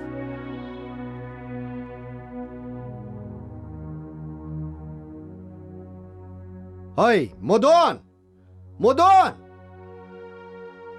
ꯁꯥꯍꯦꯕ ꯀꯔꯤ ꯇꯥꯛꯄꯤꯒꯗꯕ ꯉꯔꯥꯡ ꯅꯪꯕꯨ ꯅꯆꯟꯅꯨꯄꯤꯗꯨꯕꯨ ꯀꯅꯥꯒ ꯀꯗꯥꯏꯗ ꯆꯠꯀꯅꯤ ꯍꯥꯏꯔꯝꯕꯒꯦ ꯁꯥꯍꯦꯕꯁꯤꯡ ꯉꯁꯤꯗꯤ ꯉꯟꯇꯥꯅ ꯒꯔꯝ ꯍꯧꯔꯦꯅ ꯀꯔꯤꯅꯣ ꯃꯁꯤꯅ ꯑꯃꯨꯛ ꯇꯧꯔꯛꯏꯁꯤꯅ ꯁꯥꯍꯦꯕ ꯑꯩꯗꯤ ꯃꯉꯣꯟꯗ ꯆꯦꯜꯂꯨ ꯍꯥꯏꯈꯤꯕꯁꯨ ꯂꯩꯇꯦ ꯃꯥꯅ ꯆꯦꯟꯅꯤꯡꯗꯅ ꯆꯦꯟꯈꯤꯕꯒꯤ ꯋꯥꯅꯤ ꯃꯥꯅ ꯆꯦꯟꯕꯗꯨꯕꯨ ꯑꯩꯅ ꯀꯔꯤꯅꯣ ꯁꯥꯍꯦꯕ ꯁꯤꯟꯗꯣꯔꯤꯁꯤꯕꯣ ꯍꯣꯏ ꯃꯗꯨꯒꯤ ꯅꯠꯇꯦꯅꯦ ꯃꯥꯅ ꯆꯠꯈꯤꯕꯗꯨ ꯀꯅꯥꯒꯅꯣ ꯈꯪꯕ꯭ꯔꯥ ꯍꯪꯕꯅꯤꯅꯦ ꯈꯪꯖꯔꯦ ꯁꯥꯍꯦꯕ ꯑꯩ ꯌꯦꯡꯖꯔꯨꯔꯒꯦ ꯀꯗꯥꯏꯗꯅꯣꯅꯦ ꯅꯪꯅ ꯑꯃꯨꯛ ꯆꯠꯇꯣꯏꯁꯤꯅ ꯀꯗꯥꯏꯗ ꯑꯃꯨꯛ ꯂꯦꯡꯊꯣꯛꯄꯤꯒꯗꯣꯏꯅꯣ ꯃꯤ ꯂꯥꯛꯑꯗꯤ ꯀꯔꯤ ꯀꯩꯅꯣ ꯋꯥ ꯇꯥꯟꯅꯅꯕ ꯃꯣꯏ ꯄꯥꯕꯨꯡꯅ ꯆꯠꯊꯣꯛꯄꯤꯈ꯭ꯔꯒꯗꯤ ꯃꯤꯅ ꯚꯥ ꯑꯃ ꯍꯧꯖꯤꯛ ꯄꯨꯡ 9 ꯇꯥꯒꯗꯧꯔꯕ ꯐꯥꯎꯕꯗ ꯀꯅꯥ ꯂꯥꯛꯇꯦ ꯑꯩ ꯄꯨꯂꯤꯁꯇ ꯔꯤꯄꯣꯔꯠ ꯇꯧꯒꯦ ꯇꯧꯕꯅꯤ ꯂꯝ ꯍꯦꯜꯂꯕꯗꯤ ꯀꯦꯁ ꯇꯧꯕ ꯇꯥꯔꯦꯗꯅ ꯀꯦꯁꯀꯤ ꯋꯥꯗ ꯁꯨꯝ ꯉꯥꯡꯕꯤꯔꯤꯕꯗꯨꯕꯨ ꯀꯔꯤꯒꯤꯅꯣ ꯑꯃꯕꯨ ꯑꯣꯏꯔꯦ ꯄꯥꯎ ꯑꯃꯗꯤ ꯂꯥꯛꯄ ꯌꯥꯔꯦꯗꯅ ꯁꯥꯍꯦꯕ ꯃꯗꯨꯝ ꯐꯔꯅꯤꯗ ꯁꯧꯒꯠꯄꯤꯒꯅꯨ ꯕꯦꯔꯥ ꯆꯀ꯭ꯔꯤ ꯊꯥꯡꯗꯅ ꯀꯣꯛꯑꯦ ꯍꯣꯡꯗꯣꯛꯄꯤꯔꯒ ꯂꯣꯏꯔꯦꯗ ꯃꯣꯗꯣꯟ ꯀꯔꯤ ꯌꯦꯡꯂꯤ ꯆꯪꯉꯣ ꯅꯪ ꯅꯊꯧ ꯇꯧꯔ ꯆꯠꯂꯣ ꯆꯠꯂꯣ ꯃꯦꯝ ꯁꯥꯍꯦꯕ ꯊꯣꯡꯒꯥꯟ ꯊꯣꯛꯑꯒ ꯂꯥꯛꯄ꯭ꯔꯥ ꯌꯦꯡꯉꯨꯁꯨ ꯍꯥꯏꯕ꯭ꯔꯥ ꯌꯦꯡꯖꯔꯨꯔꯒꯦ ꯀꯔꯤꯅꯣꯅꯦ ꯇꯧꯔꯤꯁꯤꯕꯣ ꯑꯣꯟꯊꯣꯛꯄꯅꯤꯗꯀꯣ ꯀꯔꯝ ꯇꯧꯔꯕ ꯏꯆꯦꯝꯁꯦ ꯃꯄꯥꯗꯣ ꯑꯣꯟꯊꯣꯛꯅ ꯂꯩꯕꯥꯛ ꯃꯆꯥ ꯇꯥꯈ꯭ꯔꯦꯍꯦ ꯊꯣꯏꯅꯨ ꯏꯕꯦꯝꯃ ꯊꯣꯏꯅ ꯕꯦꯔꯥ ꯆꯀꯤ ꯇꯧꯅꯗꯅꯅꯦ ꯂꯨꯍꯣꯡꯕꯒꯤ ꯅꯨꯃꯤꯠꯀ ꯂꯦꯞꯊꯣꯛꯅꯔꯝꯃꯦ ꯑꯗꯣ ꯏꯆꯦꯝꯁꯦ ꯀꯔꯝꯕ ꯃꯇꯝꯗ ꯑꯃꯨꯛ ꯇꯥꯔꯒꯦ 10ꯅꯤ ꯄꯥꯟꯕ ꯌꯨꯝꯖꯀꯩꯁ ꯅꯨꯃꯤꯠꯁꯤꯗ ꯍꯣꯡꯕ ꯇꯥꯔꯦ ꯏꯃꯧ ꯑꯣꯏꯗꯧꯕꯗꯨꯅꯔ ꯀꯩꯅꯣ ꯈꯪꯗꯦ ꯃꯤ ꯅꯨꯄꯤ ꯃꯆꯥꯗꯣ ꯑꯩꯗꯤꯅꯦ ꯅꯨꯡꯁꯤꯕꯅ 이쌤씨기디 미엠때 렉기고 까이까이노 나 콜메 얌산드라 하우 떠드는 거 호노고 코나드디 까이리노 가수와니가 레티에도 이쌤씨 아코야수 얌레리시디 파레 아두디 나 코이는 파나바 실로고 아두디네 마카 탕버기 능 쿠라난도도 이보한 누피셀에 까리 까이노 루홍버기 와 카라 카나시 하이다나 라오나 카라 하이라무고 파니 이쌤씨 아두디 아이 까우제루라게 하이 나이 콘헤이 낭보아 까리 낭나 할락바다네야 상곰 사마나 치니 카라 야올 오고 세세세세 ꯄꯩꯁꯥꯁꯤ ꯄꯨꯈꯣꯁꯦ ꯑꯗꯨꯗꯤ ꯆꯦꯝꯆꯦ ꯑꯩ ꯆꯠꯂꯨꯈꯤꯒꯦ ꯍꯣꯏ ꯍꯣꯏ ꯍꯣꯏ ꯍꯣꯏ ꯍꯣꯏ ꯈꯣꯡꯂꯩ ꯈꯔ ꯊꯨꯔꯛꯎꯀꯣ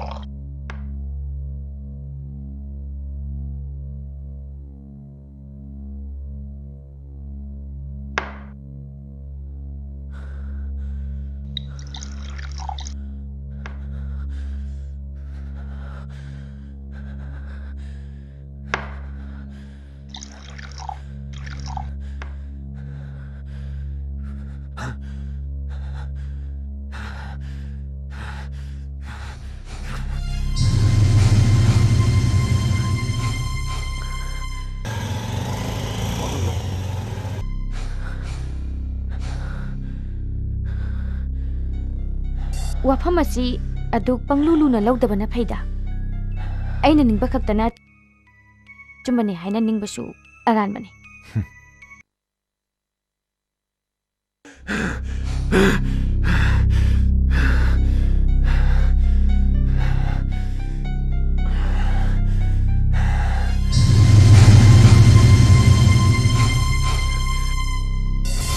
ꯑꯗꯣꯝꯒꯤ ꯈꯨꯠꯁꯦ ꯃꯐꯝ ꯆꯥꯗ꯭ꯔꯕ ꯃꯥꯜꯂꯦ ꯃꯐꯝ ꯆꯥꯅ ꯑꯝꯇ ꯇꯝꯕꯤ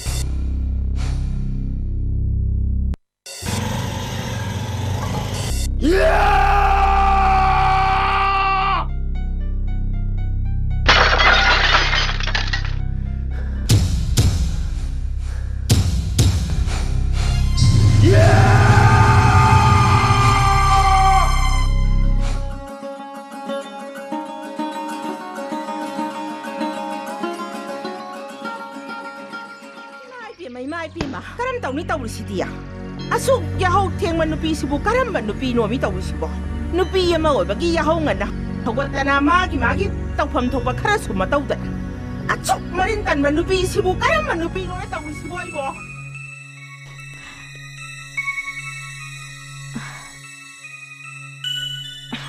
yaroye imung se mawong ama tawi yaroye ba ha gobindai bungo kari laibang none nang nai ngona tambira mi balila sibo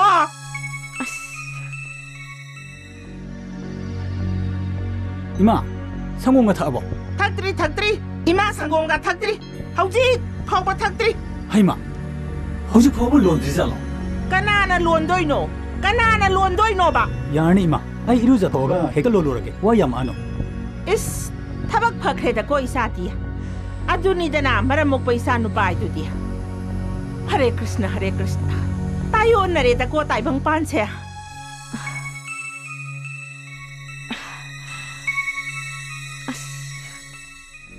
mai pi numina karong sang yaura phawba hawat ta ba mau sibu karamba mau no ne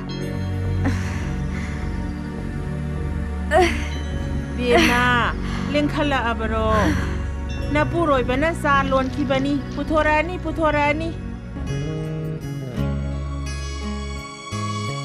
이마 상공 실례 Ibungo ima yare thakningdre ibem ase ayukta sa saba ma thaktrabadi manung sangba nungai tiye amukta hana piyu mangonda ꯌꯥꯝꯕꯣ ꯑꯩꯒꯤ ꯆꯥ ꯂꯩꯍꯧꯔꯕ ꯅꯠꯇ꯭ꯔꯣ ꯍꯩꯔꯝꯗ꯭ꯔꯤꯅꯦ ꯆꯥ ꯊꯥꯕ ꯑꯃꯠꯇ ꯍꯥꯟꯅ ꯊꯧꯈꯤꯒꯦ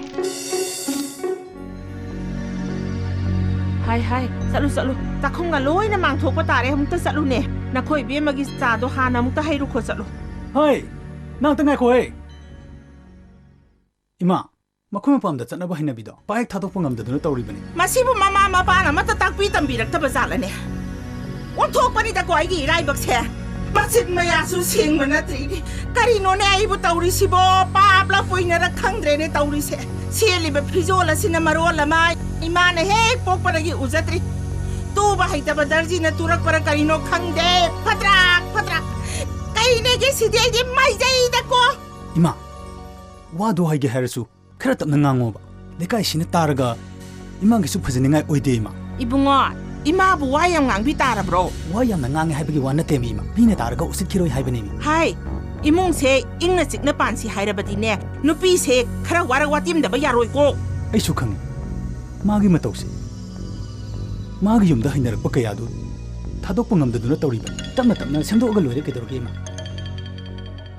चलो नंगी नफिनरों होंदोरो चलो इरु मै थजरगा चाक थोंना बताओ आई थबक अमा चकदब लै याबुंग आई इरु लुजब याम तल्ली याबुंग न लुजरबनिना कोई बस नते गैस ता फटे काम थोपिरमक कैनो ग्यास तबु कैनो पेसो कुकर दा फालनो काम थोगा लोय Himay pi ba masiboy gi isara ne. Ngarang ta ngai di ne mama gi yaka yingdura leiram ba. Ngarang ta mangani sa kauri ba mau sigi yaka da isa si ngaure ne. Hai kreda ko madam gi mau se.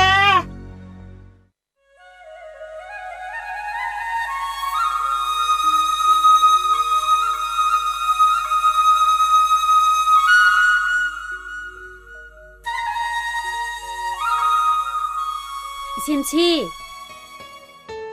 Hai ma Thôi nui bia ma Lao lao Kui re dai bia ma Nasak na saga u khida ba Simchi hoidi namau lakpadagi nungai khramani Ekhoi gase nongmata kaurala lakhidre Hare Krishna Radha Govinda Thôi nui bia ma Simchi nungai ri ye Khangi nungai ramgani ye Nang di kam dauri ya Khangde dei Simchi panglei leili haibaduni Namau ibemadi Khangde dai bia ma Awang thangbagi sida leiramgani lakpada ngari ngida lekai koi ba huraba Ibema mapam dagi hauna khoira abazanin he isani basi sune mana koiba oira male isana lauri bara khangde dai bema kari wanu ni simsia imau laga khara komgadra ai isanu pa lam henba se khara phagadra khallubani haujik na hena sillene idea amanga senga sidi bha mena mata tadra poni dai bema ado agency ibol du training chakani haibadubu kamai tawragi ibo han sune training sa tawri isa anupa siga laitrabati nungai dauri poni bema nungai dauri poni kari wanu ni simsia ai salaurage ngai khoda nangsu lakpada mangai ri kaino simsia gi wache kadai da no me kai ri ai hena ro higa wa tawredna ai badana mamu pirani simchi ai salaubana pharani simchi ngai khoi mi thoinu nangbo Sida nemni ai se mina kanamata na tinanindrabani mi Athuki wana te simsi ai hainara roi tawbane Pare salo ado nang marag ta khara khadi la uko simsi bu ayu Govinda seba chap pangambiri bro Pangan sonjalak pasida ne ingam ngamdreda yumda prathana khara tawbasi mangaire marag ta di adum masatli maduna ne pukning se santi khara di phangi ado marag ta khara di la uko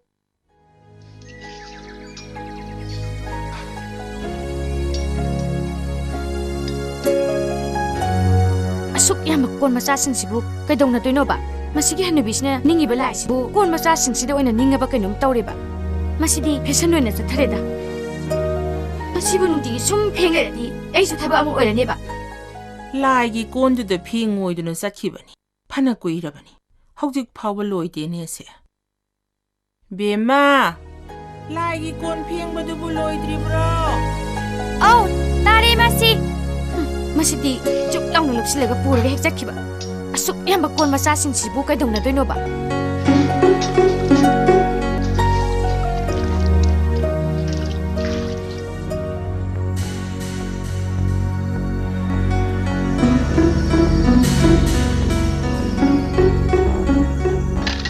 Bema tulasi mana khare higlo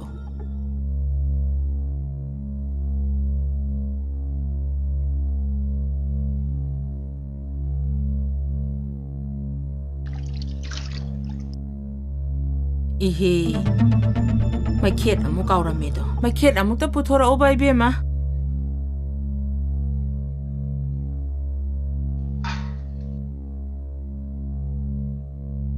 mai khe sida leijere masi ngai kon hei nangbo ibungo gi seba ga se ngai hakta yaurong khone ya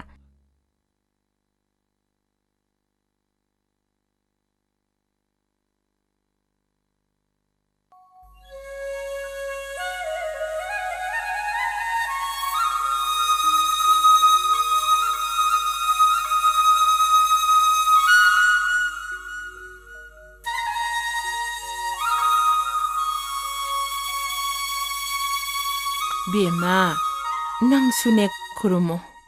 Nakutulo naraga ningki na kurumunea. Zay, he zagat ki mabungo. Nanay na katsariba pumnamak selat na danalaw biyu ko. Nanay apang bakang dabasing na aparada tawkiba pumnamak ibungo nang nangagbiyu ko. Ay, nang sukora mo.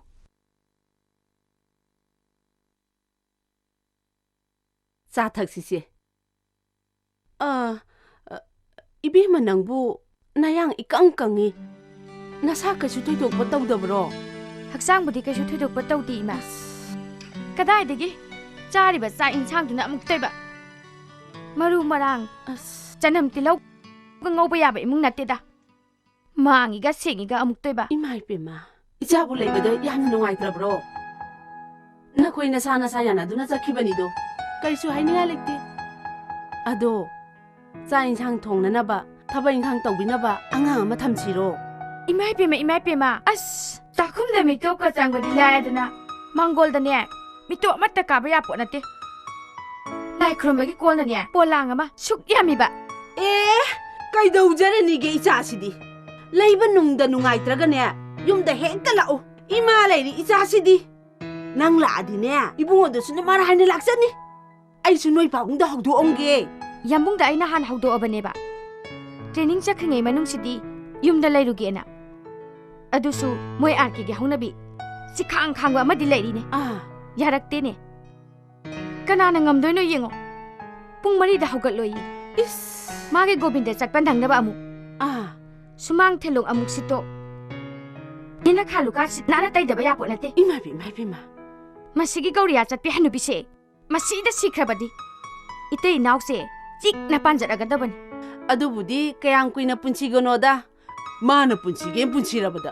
is kadaidagino masaga lenatina amatta changba ponate mapambongado suk chawjani imai sakadine bora masaba jani tarongani ne khangde khangde adoima ei lakadaba numito phone torake ba hoini tamodonda ne chicken thongalamu mafaido amukta na chikkai ge ba karigi thongdani ge ichana bu chaningabadiya chicken da natte noigi japanese kwek haibra kaino adusne kangna ngorong ge ichasidi ima sidi ima leiri ichagi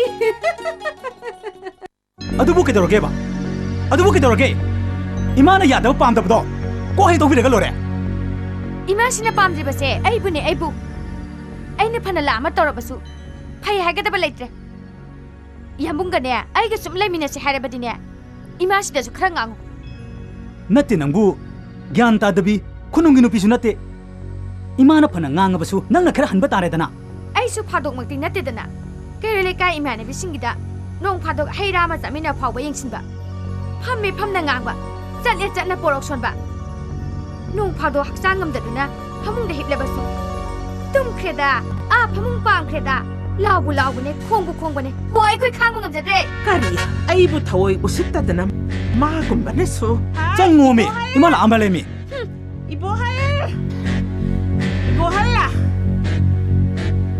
Kari ginoba nangi nupi matamgi heloi manbi nangi nupi se asina ibu laikai sidi yolami basibu kari ginoba macha mamauda kak engchenbi hingsabi ni haidana ibi sada tamami bani de kanga thangma gumbana su mapagi mabungo sanak kya pare rombagi macha nupi sana hanbi aibune arang na singari bakari gino khungam magum ne ichani imongmi haining den hey nang ne mangoda wa matangang mangamoy hairaga ne ima sakhige na khoyani nungai na palau ai sakhige karigiri imana asigam saugiri sibo manabu thorani ibe chada kari hairami haibage hangudana nangdi nachin pandro hey nangdo tholo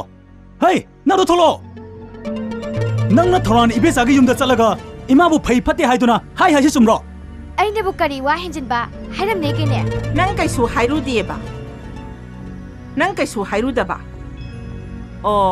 adudi thorani be sa si masin thire dana tawbu tawdroi ma sia 이마시나 아이부 유마스다 레이바 ngamdanaबani 하이드나 아이세 하나 시나가 로가 나모목디나 따바니나 아이수 칸게나 칸바니 까나까나금바 오이르디네 나하나 마피 깔라나가 짝하담네 이마이 피마 기레다 꼬이 비마 까야다 심피엔 파리바노네 따우리세 마사나 라우바 마마우보 까리기 눅시로이다우리바노 하이 와캉다비 레이락 아마 사이삭 아마 하이바 와 레이바니네 낭나 나밤다 레이링에데 따우바 리사 사자또 홍어 마우 오이라바디네 마우기 리사 짤루 마우기 소밥 짤루 하이바니네 시다보 아이보 팟다비 따할리네 kitokpiro kedorke imana marolama thaibibana marolama ai gyanam tasilaktre कदाइदगी ज्ञानो नंगना तादौरिसिबो हा कदाइदगी ज्ञानो बा नंगना तादौरिसिबो हाय अपंबाव नंगिने सुमतखबा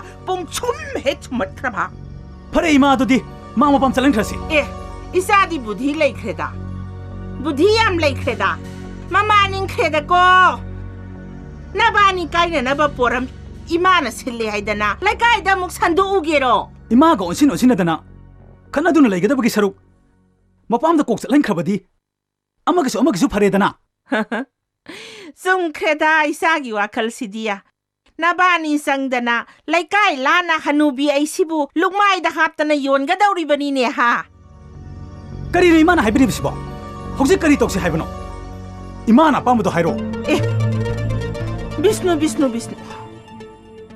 like लाइसु हाइरबा ngakतनी को नखोय अनिबो मी ख्वागी युम्बान काइबानदो अमुमुक्तंग जतन येंगुसो नखोइसु इमाना फनबा हाइबसिदने फतन लौदना नखोइना नापामना थिंदोगे कान हाइरिदो इमा लाले बुंगो इमा लाले प्रभु अइना पुरप पोत फते हेब्रने हंदक्ति पुरा फर्स्ट क्लास नि अंगति यंगबिउ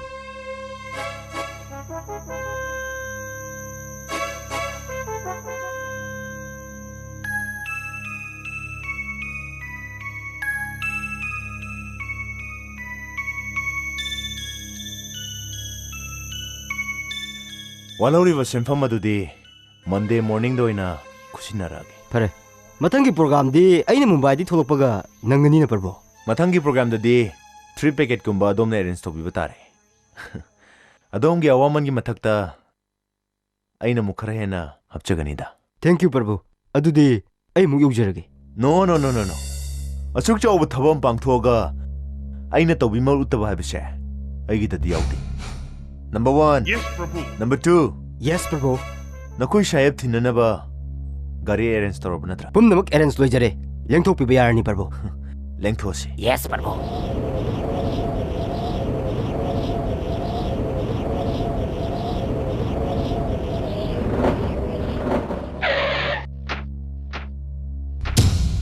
Out. Kain to bishibu Prabhu. Out.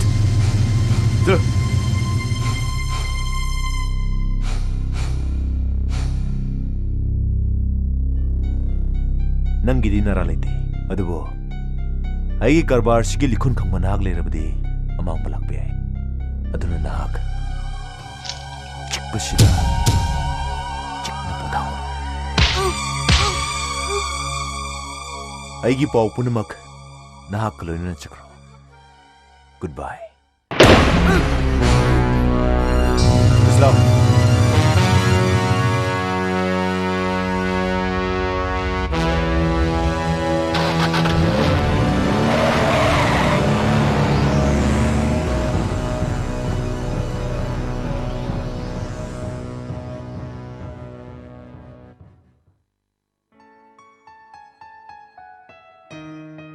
यंबुंग चा थाइबेमा नंगी हंदकी बर्थडे की सेलिब्रेशन सी तोसिना ए करीगी अइना अंगांग ओइनिंगेतगी लेप्तना पांगथोरबा बर्थडे की सेलिब्रेशन से यंबुंगी नाकता लागलगा खरा चावना तोबिगद्रा हायरगा करीगी तोक्तोइबा इमादा हुदु उबने यारकते लाइदा करी करीनो खरा कलगा तो ओ हायरपने खोंथांग खुदिंग निंगसिनबा हना बुद्धि लेबसु ओइसनो अइबु नुसिबिदबनिना इसेक असिदा उबदसु जरा हेनबा मखै ngangningba jatni तपना ngangomi nangbo इमा ताखिनी तानिंग तासनु कैनो नंगदि किरिनी ने ज्ञान मेन अमता ताद्रे इमुंग सिगी लांसे यामुंग याम किरेबा नत्रो अदे ai ngangaruge हे नंग तंगाय खोमे Nang tengay kome.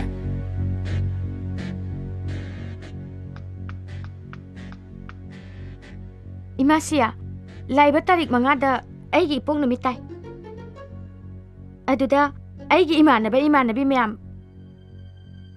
Birthday gi function ama tawgena yumsida khaliye.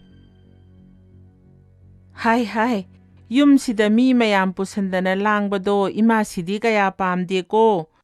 Adui sarupudine Ningtiainanda Prabhu da sangong kher khara katlu sungai dana imau sidia. Nakoi thaina gine kher pholagi thabak to natte chaning ba ngayen athum aw dama am tok dorimni. Imai pima. Hai, taimang pan sebana biya. Ayuk yahobagi na sin phawba sengdana phamungda sa phanbi. Mitau tambadane nama napa kanganu. Ya thilaga cha thakpa chandon thinba kanana thada grahada chatpa yaukhrabage chakotpa masak khangdaba khunung mi singje ubadane til hawre imai pima. Hey, nang changro.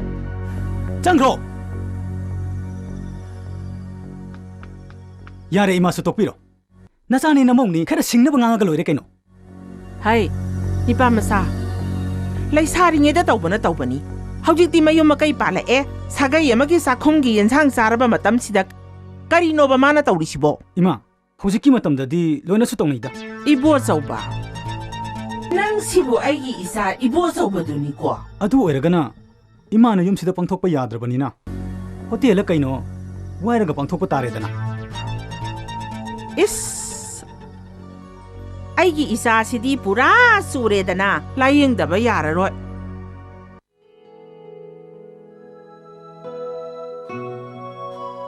Nangi dress to ima uradi wa thoksani. Imai pema pangan khanjang ja pon ate kaino nungtigi setpa sinate nung phadok setpa sibo. Akhoi imagi matong ne. Nangi mong sine ai gyanam tasilaktre ko. Taroi nangdi ai thomagi yambo ima silak tringeda.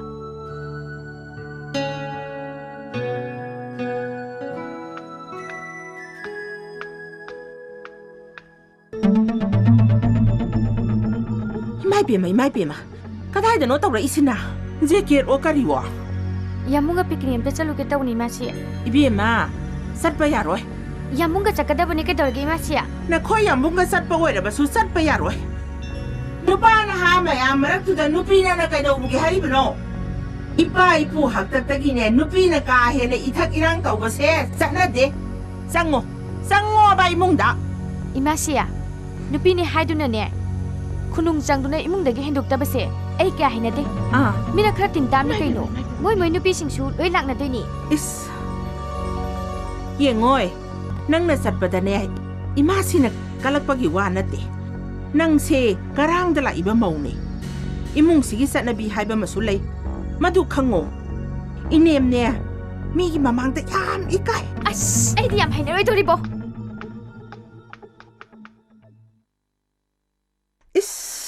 Imai pema. Haujikangi maune dana tawrisibo. Aigi mause bhab lai matade da ko saita. Aina pamba mata hek tawthorakte da ko. Kaidore amung changadi. Ai chalaroi amu. Kaidorage. Hoi masine yadre. Aina ngarang na haidro. Hana phajana ngana sedana.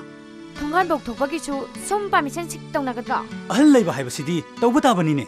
Yare engondane waga mata nganganu. Sauranu. Akhoi mase khare serious oibani. Yane yana machapata. Yare makha taranu. Thaibema nangna khara hanba tabanine. Ibi mado manemboka yanadrabra khangdene. Laibada onthona nungaitra mane. Yanadaba haibabu karino. Ahaldu dharmada lupa misakni. Thodongna mabuk luba misak sunate. Maduna mapangi wanidana. Miyoiba haibase manung mapan haiba ama lay. Nungdana ama mapandana ama. Adudi nang sunine. Nang nangang liba wado. Nungda wa ama layre haibase. Adum taksare. Haima aingonda muk taabro. Tabagi wanine. Isa adu yum sida layringaydi. Akhoi control amadi guidance ki makhada layrami. Haujikti mayum pan khrabanina migi mayum da lay khrabani.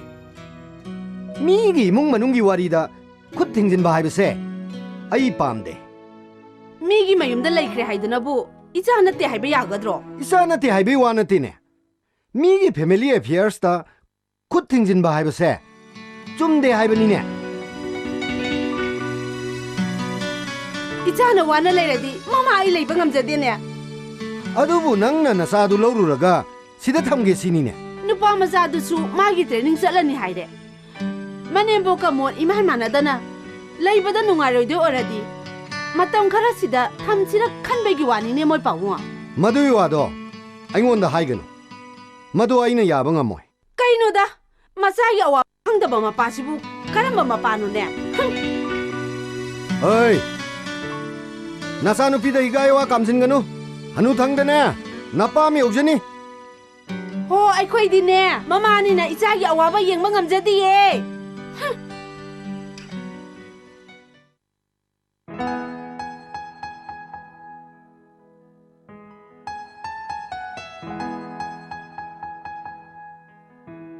이마가 온신나르가 와까는 낭나루누까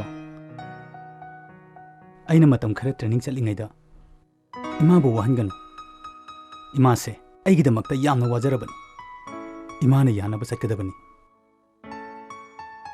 एंगोंदा पंगाय हाबिरमगनो इमासितसु खरा हाबिरमो इमाददी करिसु हाइनिङै लेतेना माना पामजबा लाइटिंगि थबकतो नंगना खरा मतेंग पांगबियु इस आइबु केमता तौद्रबो हाइसिबो तौदे highway नते नसाना खंगना तौ highway ए नोय सोमनंगदा लावहाय इमाना कौरा माले इबानी अमुक्ता थोसी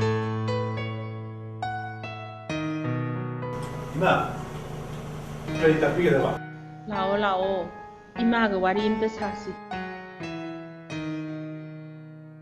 नंगबु कइदोंगै चटपा तारबा इमा इराई निमित चटपा चट्टबा यादबा नाथौदा पुकनिंग संगदबनी सासी मिथोय मिहेनबा ngamnanaba hotnagadabani yumgi karisu khalun bema ibungona pugadaba posai singdo kari kari no nang namukta yengsiluko किशु थोइदोप लेत्रे मासी चलो चलो साग इसिंग चादना पथा जरूर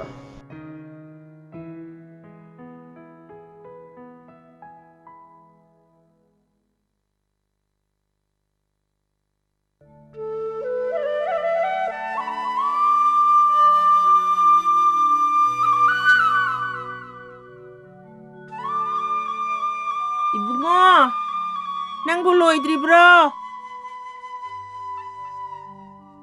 लोहरबनी इमासी लाइनिंग थौका खुरुमख्रब्रो खुरुमख्रे इमासी लाओ लाओ सूर्यदेवदा खुरुमु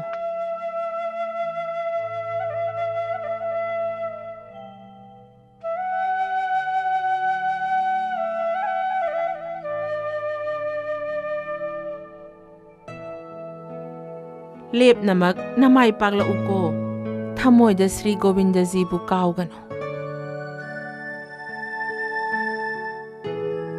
थाइबेमा नंग इमागी सेवा फजना तरम इमाबु मबोंनि नुंसि हेंगनुको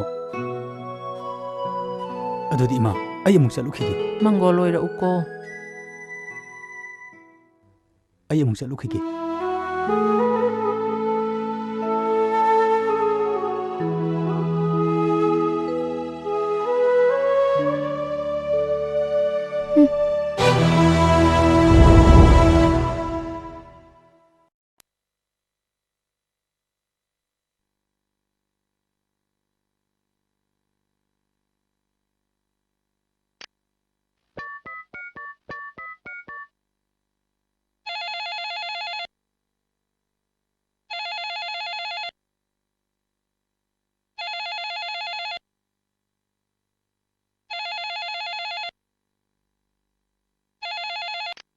हेलो इमारो आई कशुम तौदेबे इमा नंगने नमासिगा खना लाकनगनुको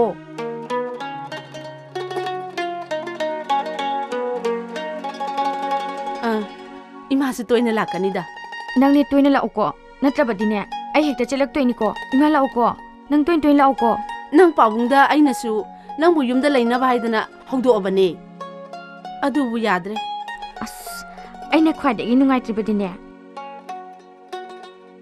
ꯉꯁꯤ ꯍꯅꯨꯕꯤꯁꯦ ꯑꯁ ꯌꯥꯝ ꯆꯥꯎꯈꯠꯇꯦꯗ ꯌꯥꯝ ꯅꯨꯡꯉꯥꯏꯔꯣꯏꯗꯧꯔꯤ ꯂꯩꯃꯤꯟꯅꯕ ꯑꯩ ꯌꯥꯝ ꯇꯜꯂꯦꯕ ꯍꯦ ꯌꯥꯅꯕ ꯃꯇꯝ ꯈꯔꯗꯤ ꯈꯥꯡꯕ ꯇꯥꯔꯦꯗꯅ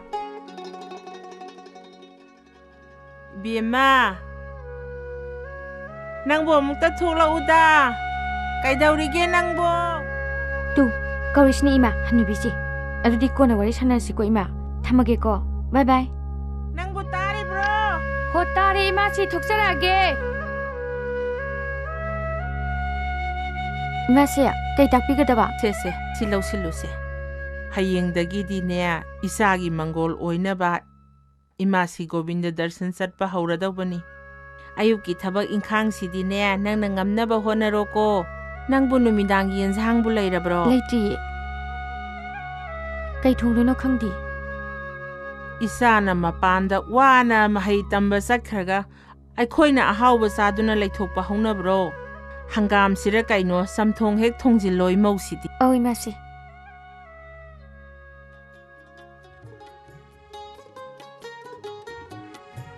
ꯑꯩꯒꯤ ꯏꯃꯧꯁꯦ ꯑꯣꯟꯊꯣꯛꯅ ꯅꯨꯡꯁꯤꯈ꯭ꯔꯦꯗꯀꯣ ꯁꯩꯇꯥ.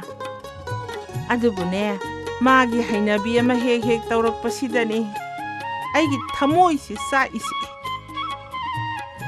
ꯇꯧꯕꯨꯗꯤ ꯃꯔꯥꯏꯅ ꯚꯥꯞ ꯇꯥꯖꯔꯛꯈꯤꯅꯤꯗ. ꯑꯉꯥꯡ ꯑꯣꯏꯔꯤ ꯇꯧꯔꯤꯅꯤꯗꯅ.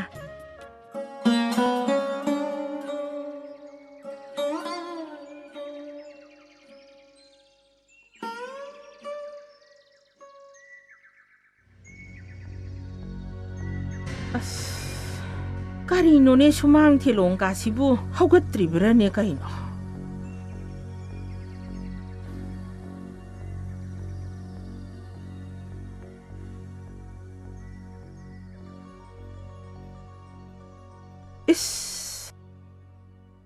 Hare Krishna, Hare Krishna. Karinone hauji khauba haugatribirane taurisibo. Bema! Thai Bema! Nangbu tarabro! Hare Krishna, Hare Krishna. Karinone taurisibo. Yare Bema, lengchilo, ay kaya haina deko. Kainone prabha kaugai kaubiraga haidogdo hairodana. Imasi karim ta hairaroi. Amukta sangkro. Amukta lengsiloba. Mi uraga mangol oiraroyaba. Kainone imasi ay uraga mangol oiroy haisibo. Ay bu kamu yamna mangol oidebi nupino. Kamain tawni sidia. Hai, sangoy minangbo, sangoba. Karinone so yamna ko tharisibo nangna. Ngasi ne ay nungsit kangakani ko. Nungsit kangdana ta layrabadubo kay nungsiram kangi gi haino.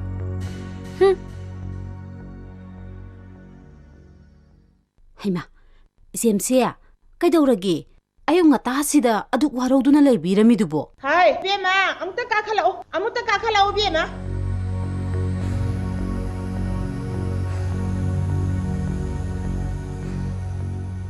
Thoinoi Bema, ay da seasoning le he saita wai ba imung sida tawrise ay babla buina ra khangde saita wai ba. Kaidauragi? Si boy na panghai haijin barai ba thoinoi Bema nangbo.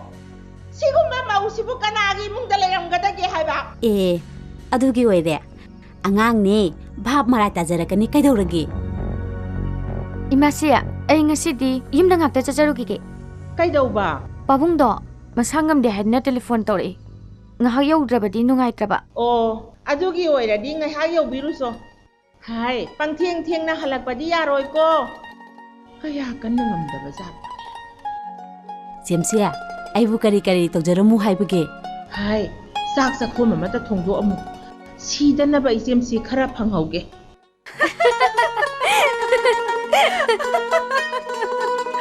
Imasidi.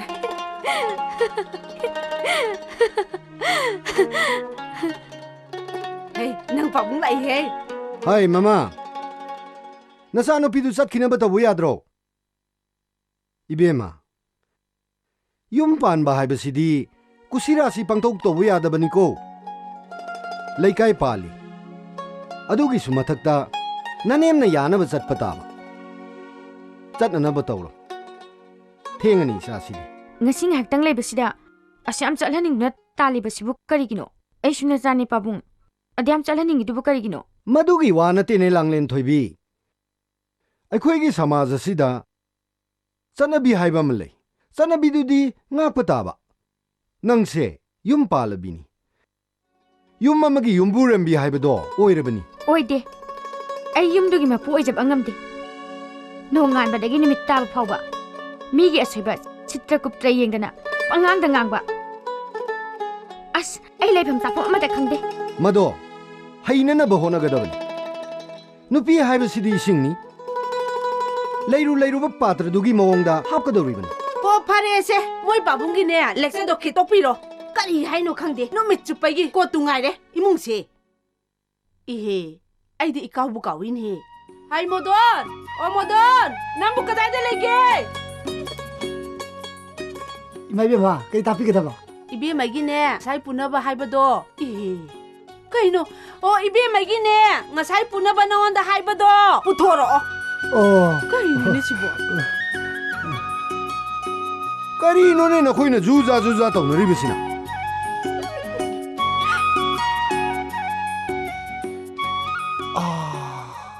ꯏꯃꯥ ꯏꯕꯦꯝꯃ ꯑꯩꯈꯣꯏ ꯏꯕꯦꯝꯃꯒꯤꯁꯤꯗꯤꯅꯦ ꯉꯁꯥꯏꯅ ꯊꯣꯡꯕ ꯍꯧꯕꯗꯒꯤꯅꯦ special ꯑꯣꯏꯅ ꯀꯣꯊꯍꯧꯔꯕꯅꯤ ꯃꯈꯣꯡ ꯑꯅꯤꯒ ꯃꯈꯣꯏ ꯑꯅꯤꯒꯅꯤ ꯑꯩꯈꯣꯏ ꯏꯕꯦꯝꯃꯅ ꯑꯣꯟꯊꯣꯛ ꯄꯥꯝꯅ ꯆꯤꯛꯆꯈ꯭ꯔꯕ ꯁꯦ ꯐꯔꯦ ꯀꯔꯤꯅꯣ ꯇꯧꯔꯤꯁꯤꯗꯤ ꯃꯃꯥ ꯃꯆꯥ ꯑꯅꯤꯃꯛ ꯄꯨꯂꯞꯅ ꯉꯥꯎꯔꯦꯗꯅ ꯇꯧꯔꯤꯁꯤꯗꯤ ꯍꯣ ꯏꯆꯥꯁꯦ ꯆꯥꯕꯝ ꯊꯛꯂꯝꯒ ꯑꯝꯇ ꯈꯪꯗ꯭ꯔꯦ ꯑꯍꯥꯎꯕ ꯍꯥꯏꯕꯗꯣ ꯆꯥꯗꯕ ꯀꯨꯏꯔꯦ 이자ꯁꯦ ꯌꯦꯟ ꯑꯇꯥꯎꯕ ꯈꯔ ꯍꯥꯞꯄꯤꯕꯅꯤꯗ ꯆꯥꯛ ꯆꯥꯔꯝꯗꯥꯏꯗ ꯆꯥꯖꯅꯕ ꯍꯥꯏꯗꯅ ꯃꯐꯩ ꯑꯅꯤꯒ ꯃꯈꯣꯡ ꯑꯅꯤ ꯈꯛꯇꯒꯅꯤ ꯑꯁ ꯃꯃꯥ ꯅꯪꯅ ꯏꯆꯥꯁꯤꯕꯨ ꯐꯍꯟꯒꯗꯧꯔꯤꯕ꯭ꯔꯥ ꯃꯥꯡꯍꯟꯒꯗꯧꯔꯤꯕ꯭ꯔꯥ ꯑꯃ ꯇꯧꯔꯦ ꯃꯤꯒꯤ ꯙꯔꯃ ꯀꯔꯃ ꯇꯧꯕꯤ ꯏꯆꯦꯗꯨꯒꯤ ꯃꯅꯥꯛꯇ ꯆꯥꯛ ꯆꯥꯃꯤꯟꯅꯕꯗ ꯀꯔꯝꯍꯥꯏꯅ ꯇꯧꯅ ꯌꯦꯟ ꯑꯇꯥꯎꯕꯁꯦ ꯄꯨꯊꯣꯛꯀꯗꯣꯏꯅꯣ ꯃꯗꯨꯅꯅꯦ ꯂꯟꯖꯥꯎ ꯑꯃ ꯊꯣꯛꯂꯛꯀꯅꯤ ꯍꯥꯏꯕꯁꯤ ꯅꯪ ꯀꯩꯁꯨꯝꯇ ꯈꯪꯗ꯭ꯔꯦꯅꯦ 이마 이빼마 모이 바보는 핵박할리 um사이 마이 차이자니 우컴 분동 지났다고 하이 마두 ධර්ම නැතේනේ 호 ධර්ම ngā잉아이드네 이자세 마양 깡실라에 이자세 마양 깡마나 자드드는 떠우리네 미시보 까마이 떠우리시디 아이디야 아스 이스 까마이 떠우는 니 떠우리시디 레이나시 헨질레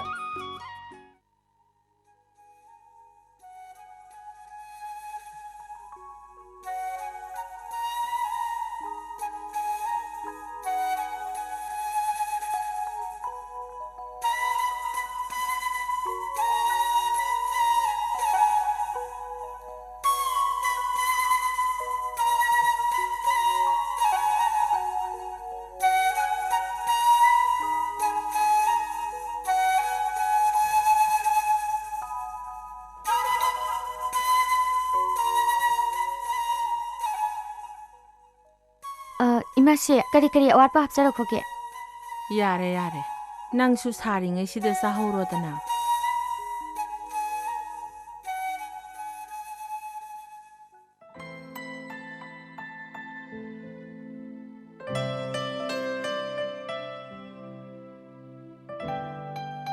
까리 연상노네 남기시보 마빵보 아마따 야우디네 떠오리시보 인상가 맞다 레름데다나 하와이 만나 오이네 헤타 통질레바니 이마씨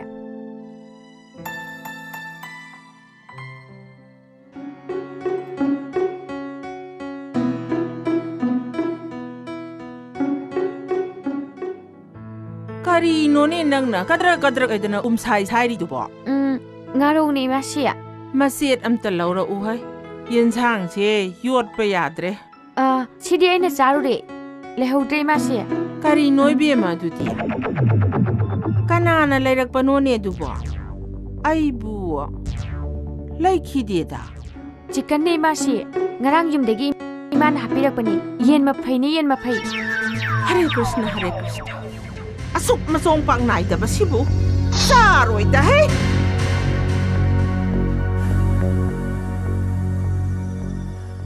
asuk hawba insang sibu chadum chathoke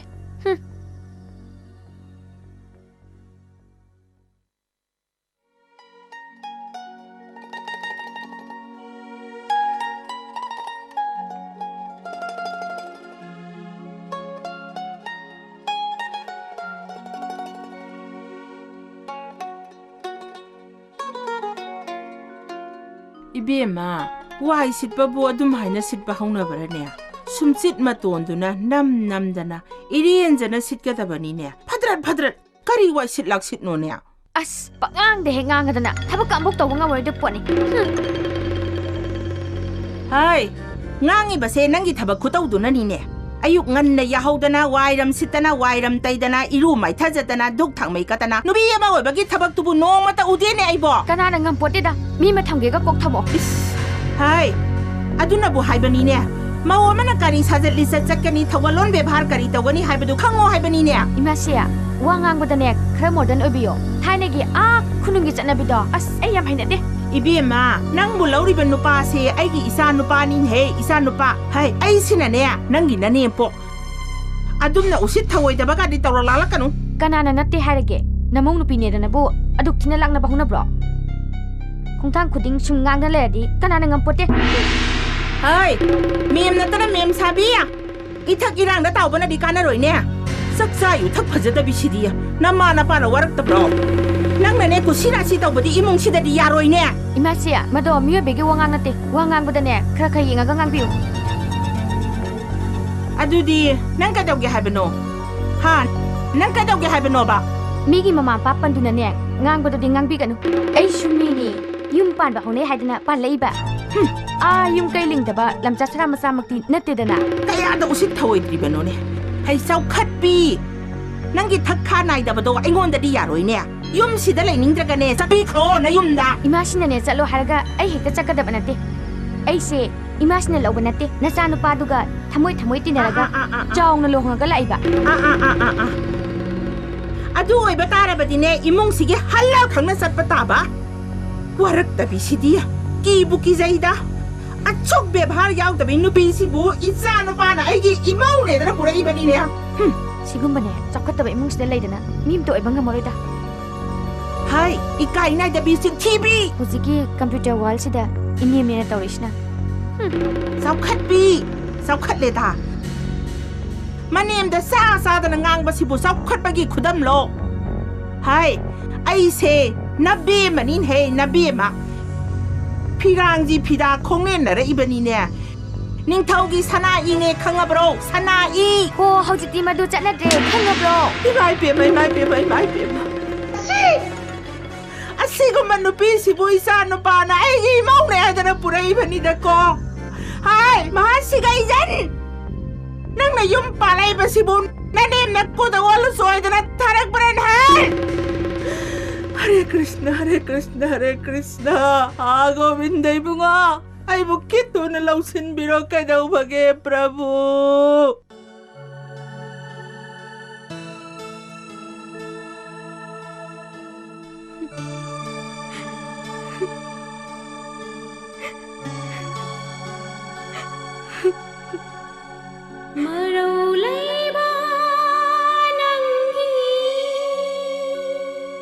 nangdi aina wabase uraga noi prayambung aibu kaidau haibano somdana imasina aibu thina ngangbase pumnamak singje tadna nang bungayo haibro natraga aibu yumda halaga nang bu halak pangai khoi prayambung aibu kaidau haibano se amukta khumo aibu kaidau haibano Thaibima nang imaga manaduna chinta pawdana gano phana sauningba leirabasu nangna khara hanba tabani yambo ima sise aiga wakhal yamna manade ai maga lemina bangamlo yambungna halakti phawbati ai matam khara yumda leiruke madu yaba nate ima mathanta yumsida kamai lehawdoino madi ahanni dharmada pringlot lobini magi aningba apamba karino haibadu khangna chatlaga loire nangi hanagi hanabido thadokadabani ko aidi yumgi kupnomsu haijate migi khadang makhada hingbasu pamte aina lak ama torabasu sungpin pinbidi aiga kamai lemina doino mado yanaba chappa tabani khara sungang khangba taredana tathopa khara sumhayu fare imana yadaba pamdabado khak tawru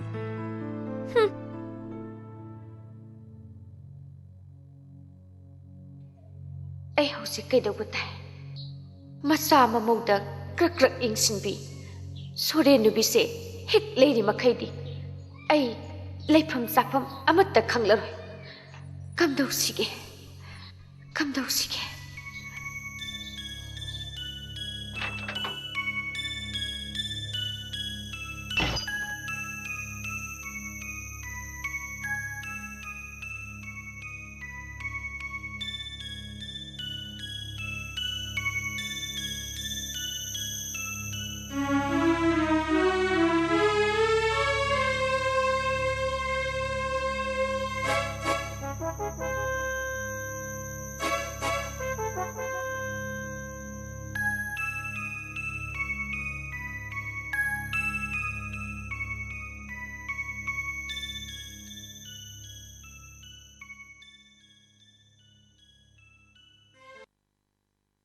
Sir, Taipei ma ko bon pi ma lai changan zero da.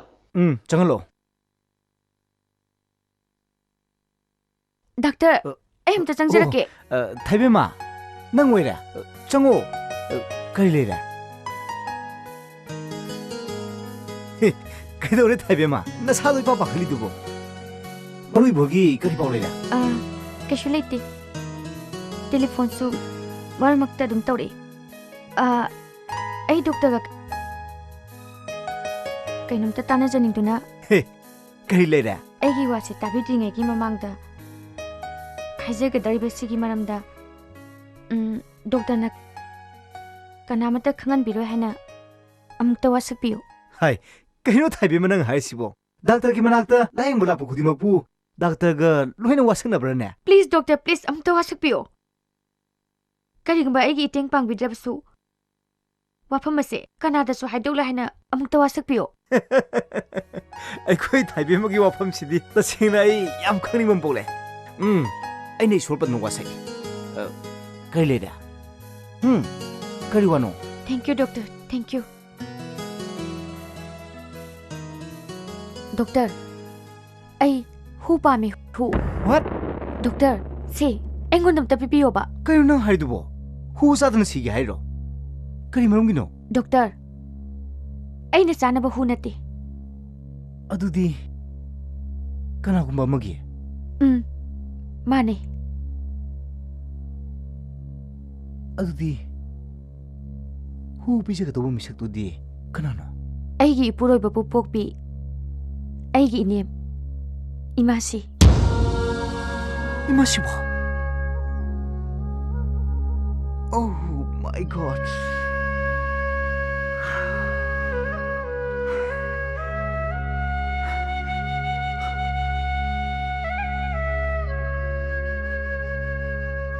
Kari maram ki? Imasi do. Ai bi yamna tathita oina tawi. Magi sakri da ai khang bangam de doctor. Tapna siga da ba. Huwa makakta piyo doctor. Say, please doctor. Huwa makakta piyo. Nangi wase. Yamui Taipei ma. Doctor haibasidi anaba simbu kanna bhona. Mi sinna bhona badi doctor ki ethics te yaudi. Adubu doctor. Aishu anaba ni. Anaba haibada oirabani. Aigi wakhalgi anaba sidi. Doctor na kanbi ba pamdabra.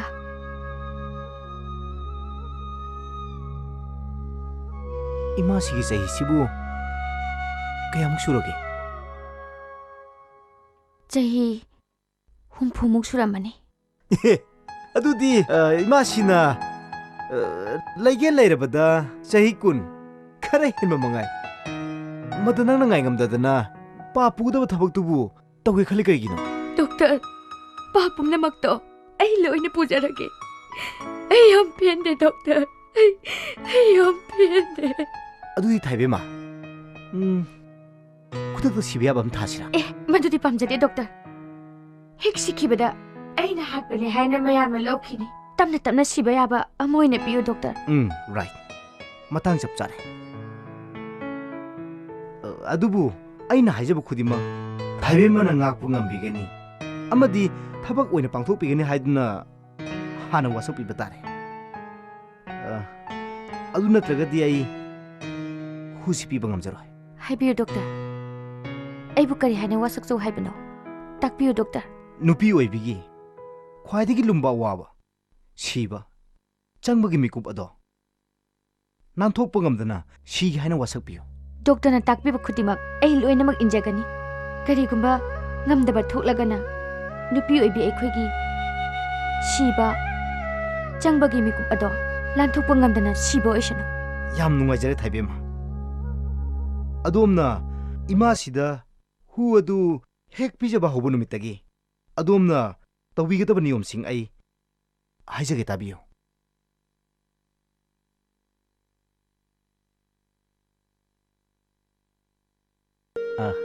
ꯊꯥꯏꯕꯦꯝꯃꯅꯁꯨ ꯑꯩꯅ ꯍꯥꯏꯖꯕꯁꯤꯡ ꯑꯁꯤ ꯌꯥꯒꯅꯤ ꯍꯥꯏꯅꯁꯨ ꯍꯥꯟꯅ ꯋꯥꯁꯛꯄꯤꯈ꯭ꯔꯦ ꯑꯗꯣꯝꯅ 이마시다 후어도 핵 삐져봐 호부 놈이따기 이마시도 이마도 머니 칸두나 누나 짜나 세바도 위부다리 아두가 이마시나 밤자다바 리차 찾아 아마따 아돔나 또 비로이다바네 이마게 밤바 싱어도 칸칸누나 로이나막 소문을 또 위부다리 아숨나 짜나치다는 레비나라바디 이마시나 까리군바 내키드라가수 Kero lekai mina thaibemagi mafamda chingna ba mata poro section biyo natrabadi thaibema nang suisu phashi kagani thaibemagi pabungna achaubu jajoi dunasu masimati kan magam lai mase adomna matam budu mata kawai tabani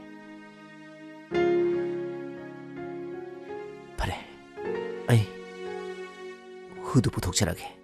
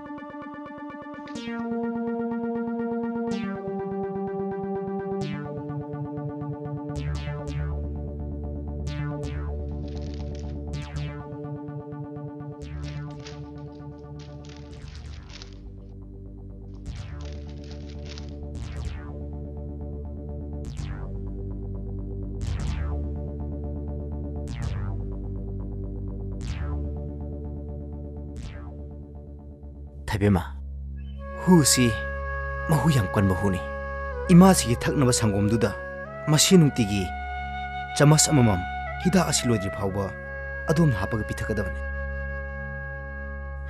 마두기 마퉁다기디 tapna 이마시도 소이드니 시가네 tawagi udani 타베마 와파마세 나공원이디 수한비라가나고 봄나막 에이 밥 따지래 독터 이마시도 꼭 ngauba hayingdaba chaning thaningdaba soidna polakani adudagidi tapna asum mangolobi thank you doctor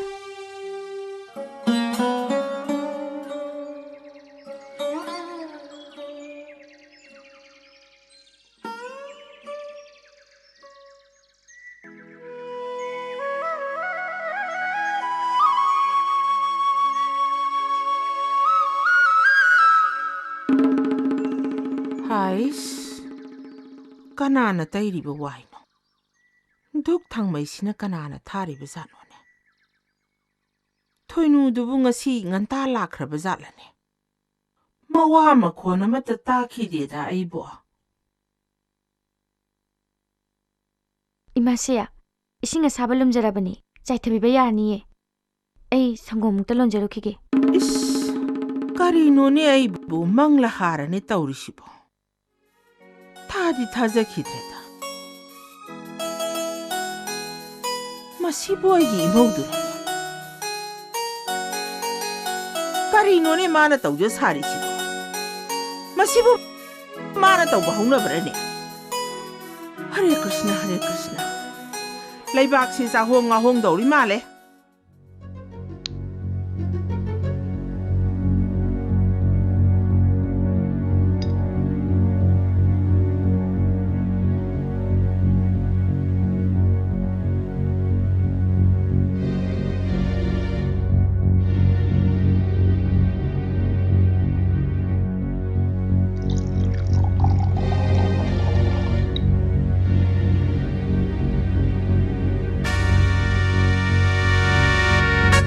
이마시기 탁나바 상곰두다 마시 뭉티기 자마스 아마맘 히닥 아스는 로이드리 파우바 아돈 하박 비타가다바네 마두기 마둥다기디 답나 이마시도 소이드나 시게네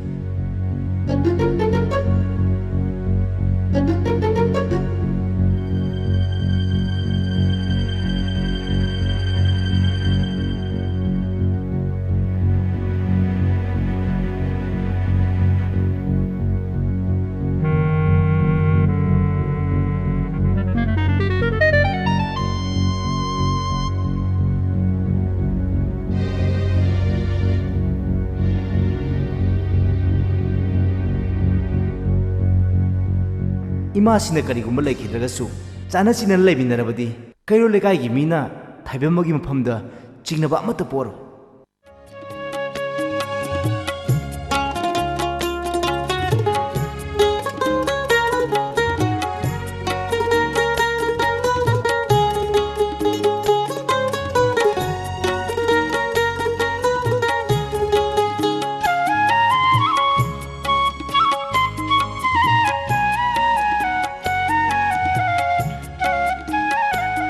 이마시야, 성곰 솜도 레이저래.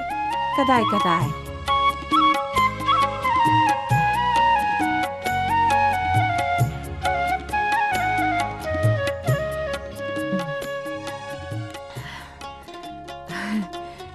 이마시야, 판베 이야야 비드라보.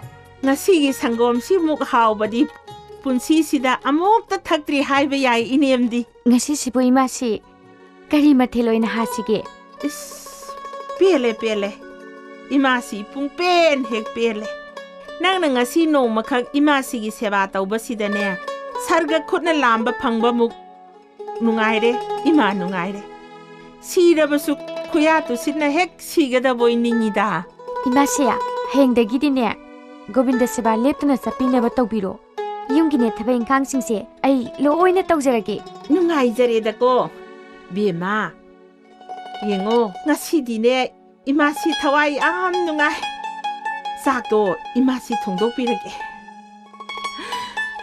ha govinda ibungo pumnamakse nangi thawjanida ko nanai aise anauba mapok ama phangjarabani ngasidagi phangjarib nungai base amuk hana mayeng tahan biganu ko he dayamoy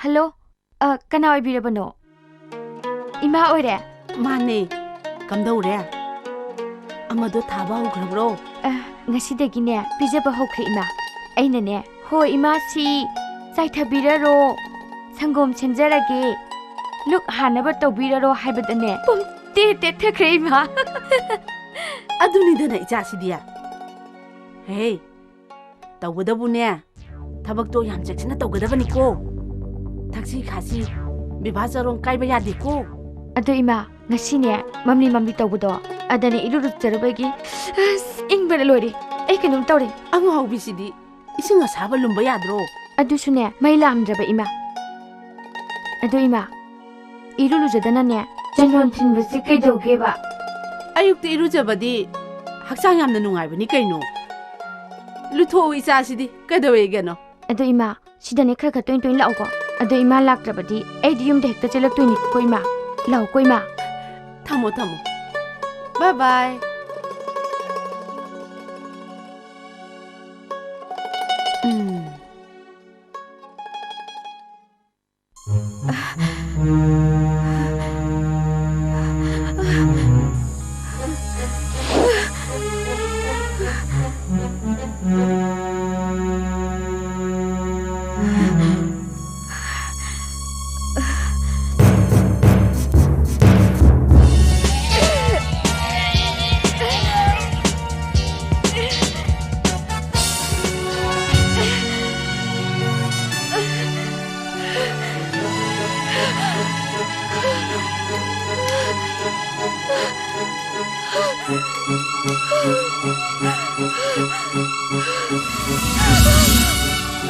하이비마, 넌 뭐 그대로 해봐.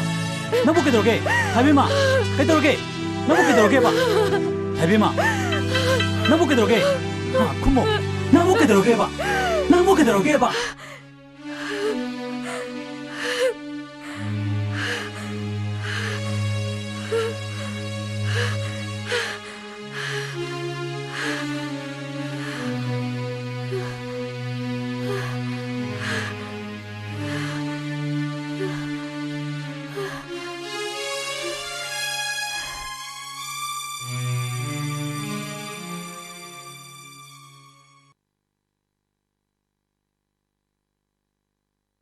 Hai, Bima. Sana nang butari, bro. Tare, Imasi. Sudah mau betul muka pai thora hai.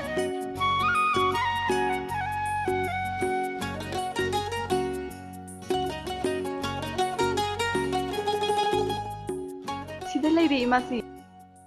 Kadai? Imasi. Yamung telepon toro ami. Kari haira iba. Yambunggi training do loire. Thola ani haye.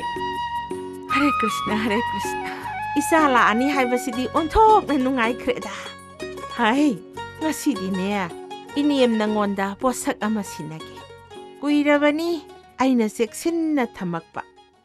Yengo upudo hangdo agane. Panek mathang thambado adugi makha dudane. Yot ki ne masu sangba upu ama lay adu khara pai thorok. Bima sana. Ine la amiro. Simsiya. Simsigi jana banena mai ama khak pore. Haima. Thoinu be ma. Sabu yagadra yarodra di khangde. Lao phamutu. Yengoi, aigi mause gyan tabana loire mi. Nungsibana kaino. Aina sune pangangang bikre. Hauzik tada nungai raktre mi. Angang ori tawbane. Sidagidi marana gyan tajaranida. Kaidawrege asawa sangi imungdegi hawrakpanidana. Imau haira mathantani. Aigi laijariba iralitum khudingmakse mangonda loina sinaramdoini. Imasi, talejare. Sen hey, pura un hey.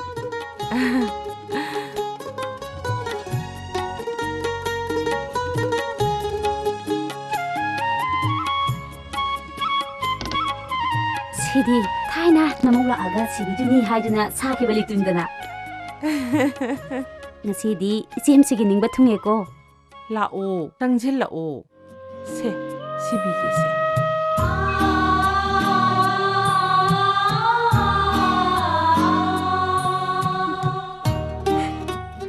Is, kaya da fazara. Ngaubi sidi, karigino nang napigat tari dia.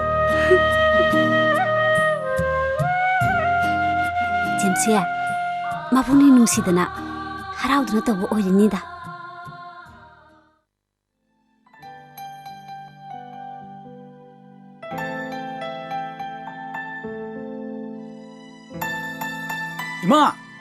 Ima, ay lae. Hai ma, isa lae dana. Oh ima.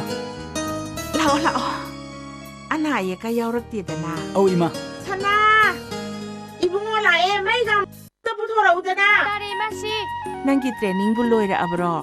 Lore ima. Laiba tang amase. Sidagi join tawdoini. Oh, pareda.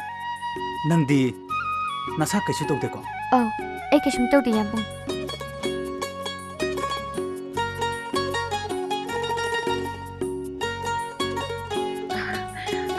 Kanto.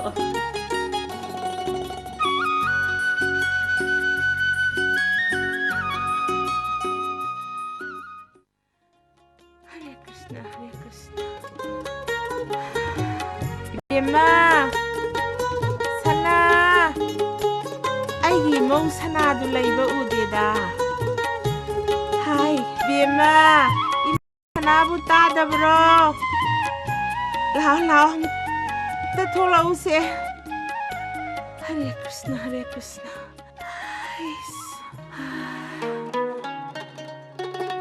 Imasiya.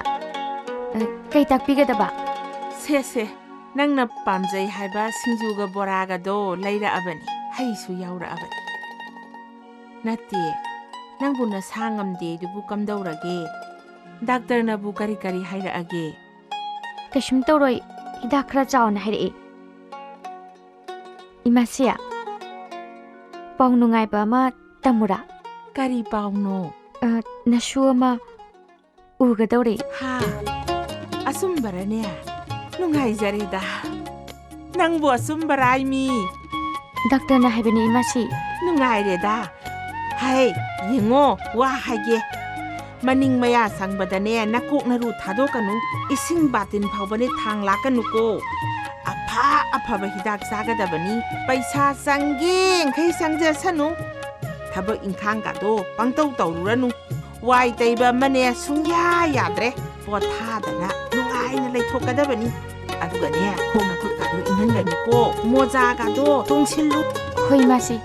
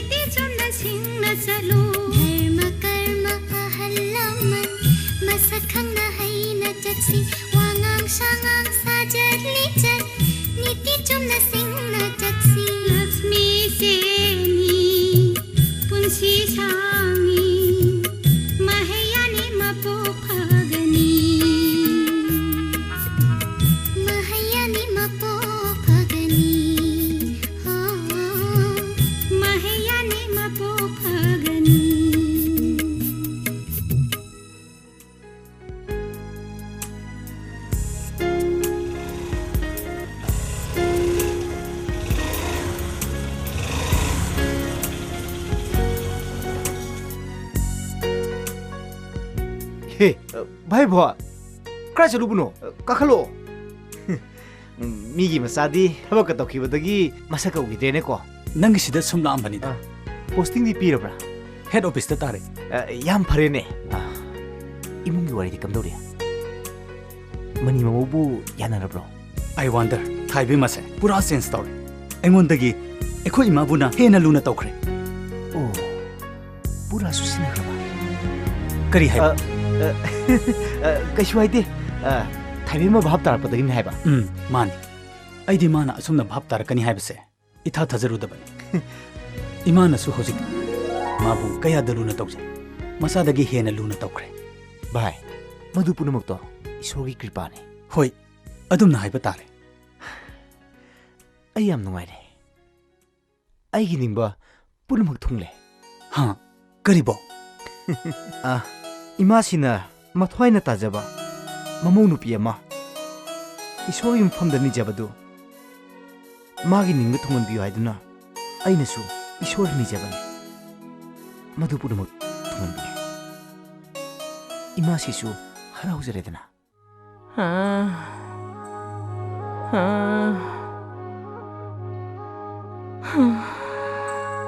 कोक्से लुमख्रेदको कदाई यौख्रबनोने मदुना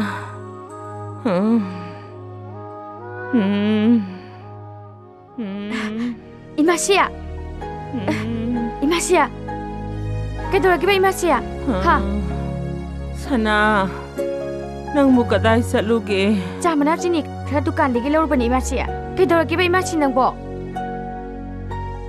इमासी से हक्सांग खरा नुंगाइते Coke से इंगाव ngawe इसिंग अयिंगबदो खरा पुरक्केरा औ इमासी ए इसिंग लौथोखिगे को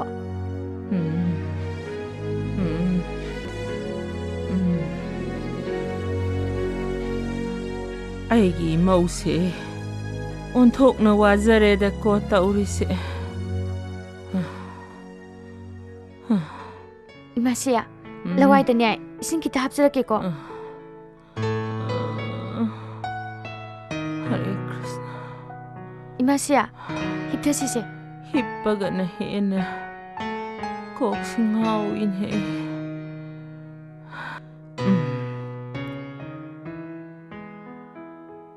अइबो इशो गाइदो उबा फंगदना लोइदौरब्रने तौरिसिबो इमासिया अदुमना हाइगनो से अदुमना हाइगनो बा किसुम तौरो इमासी ngasiसे haksaangse onthokna nungai khidredako taurise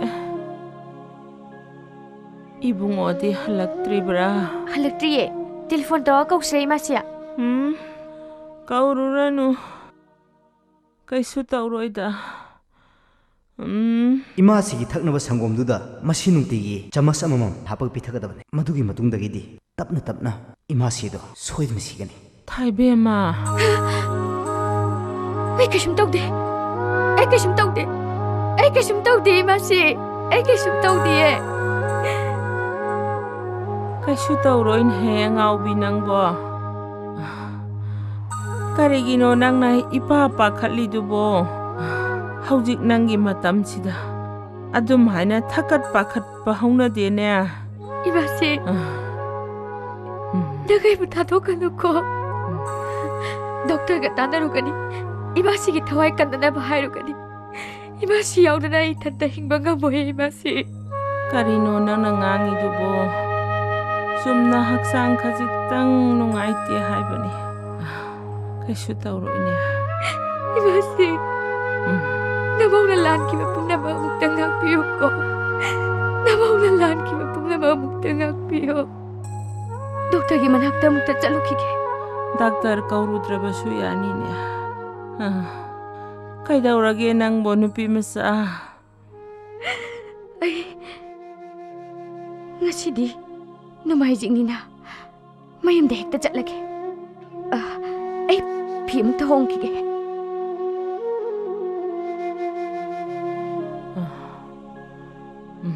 Kaya nungsikraba imaunone mana aigidamagta wabase wazakreda ko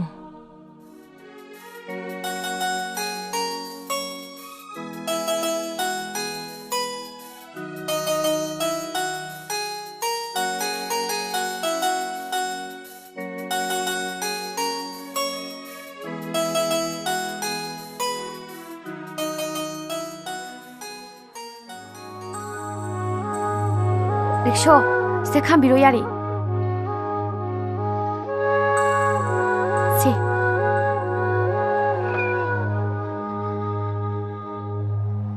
doktor. Hey, 타이비마. 그리 레래. 정우. 펌모. Doctor, good afternoon. 그이도래. 이탁탁가 동 또이두부. 안다는 티지 넘다 펌모. 이마시두부. 혹시 폴레리보. Doctor, ngasi phawbati ishwarna kanbiri. ꯑꯗꯨꯗꯤ ꯊꯥꯏꯕꯦꯝꯃꯅ ꯂꯥꯏꯁꯤꯗꯤ ꯏꯃꯥ ꯏꯕꯦꯝꯃꯗꯨ ꯁꯨꯝ ꯍꯤꯡꯗꯨꯅ ꯂꯩꯔꯦꯅ ꯑꯩꯉꯣꯟꯗ ꯆꯩꯕ ꯂꯥꯛꯏꯔꯣ? Nate, onare, wakhal adu lale doctor. ꯑꯗꯨꯗꯤ ꯌꯥꯝ ꯊꯨꯅ ꯁꯤꯕ ꯌꯥꯕ ꯉꯁꯤꯃꯛ ꯍꯦꯛꯇ ꯁꯤꯕ ꯌꯥꯕ ꯍꯨ ꯑꯃ ꯄꯤꯔꯒꯦ. Nate, amta ngaibiko doctor. Mara lejitrabi inemdo. Aina hatkena khalluba. Aise mahapapi haibadu oire. Doctor, ngasi ma ki thawaibu amukta kanbiyo haise ilaksari bani. 아이고 강사로 나 사기 나라도 굽세나봐 아이고 미핫바다 하기 싫어.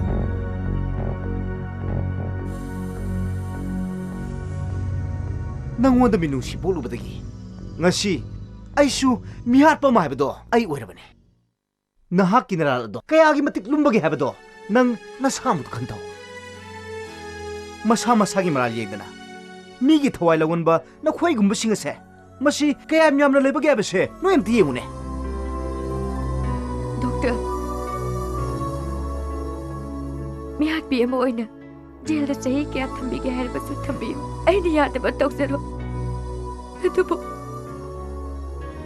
Hege masi ki thawai tadi amukta kanbiyo doctor le. Doctor da mi kallo haibasidi mipum khudimaki wahai.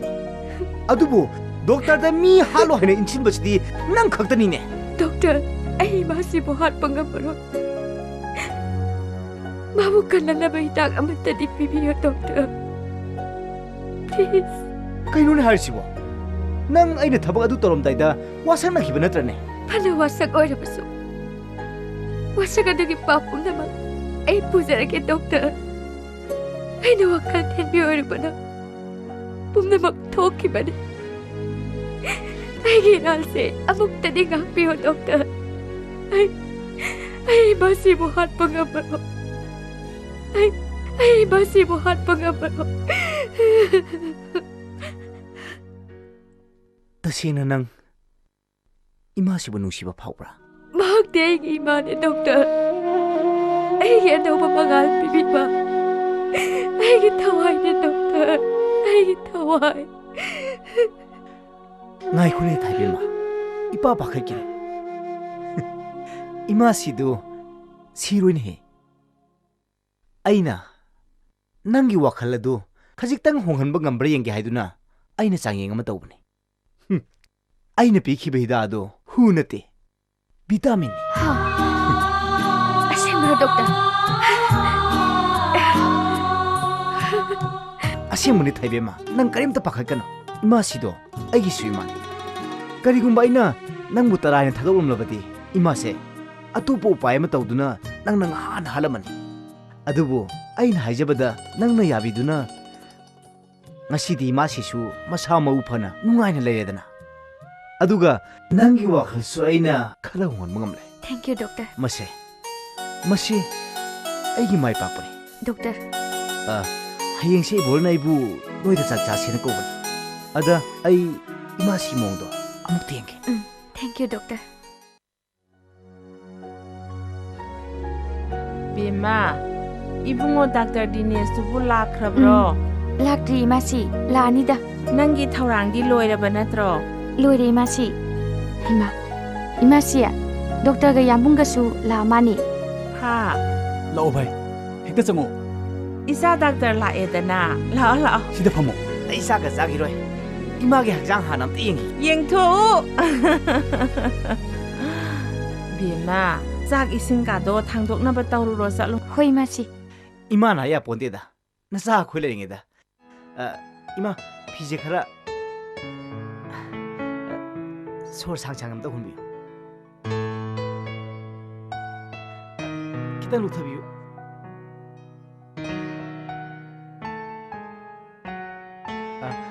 Ima 미침 땡이시. 이마세 학장디 그슈 떡디다. 그다이데노 비비가디 노르메니 그이노.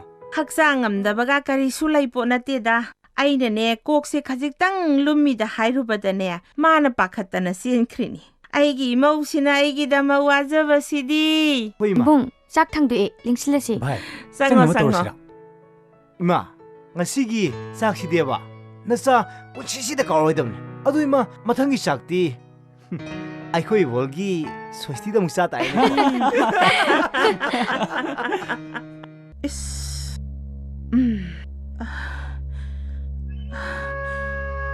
Karinone taurisibo aibo.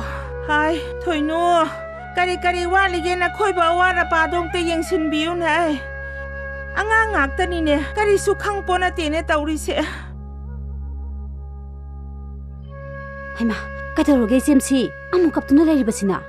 As, angangsing ukhraga ne mabungni amuk sonthagani se. Thoino ibema nangna di hairiba. Imau sanagi masak se ek ubada. Bisit tarakanu haiba yade ne. Laining thawgadi khuram khrabra. Adubudi khuram khre ai awala pa amuk ti yungkhige ko. Hoi. Nakhoina khara honau ko. Karino ne taurisibo ibo. Hai, nupa masa nang paisa nungsaga dik yaradro. Yarni ima.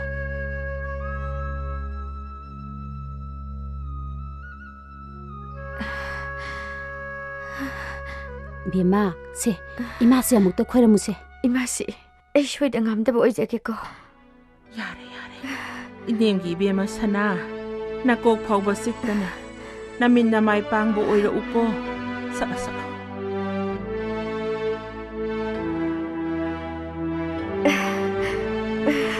Bima, se, tapna kumu se, tapna. Se.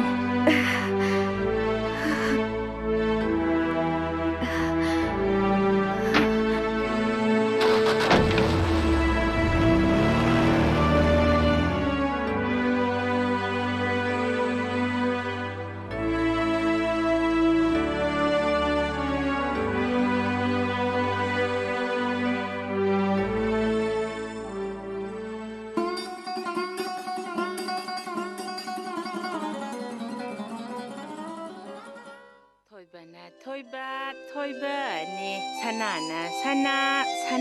ani. Bima. Hai bima. Isu se mabuk lame se tumdora male. Sangong ka puthora o. Ayuk thakpadagi thakdri male ne.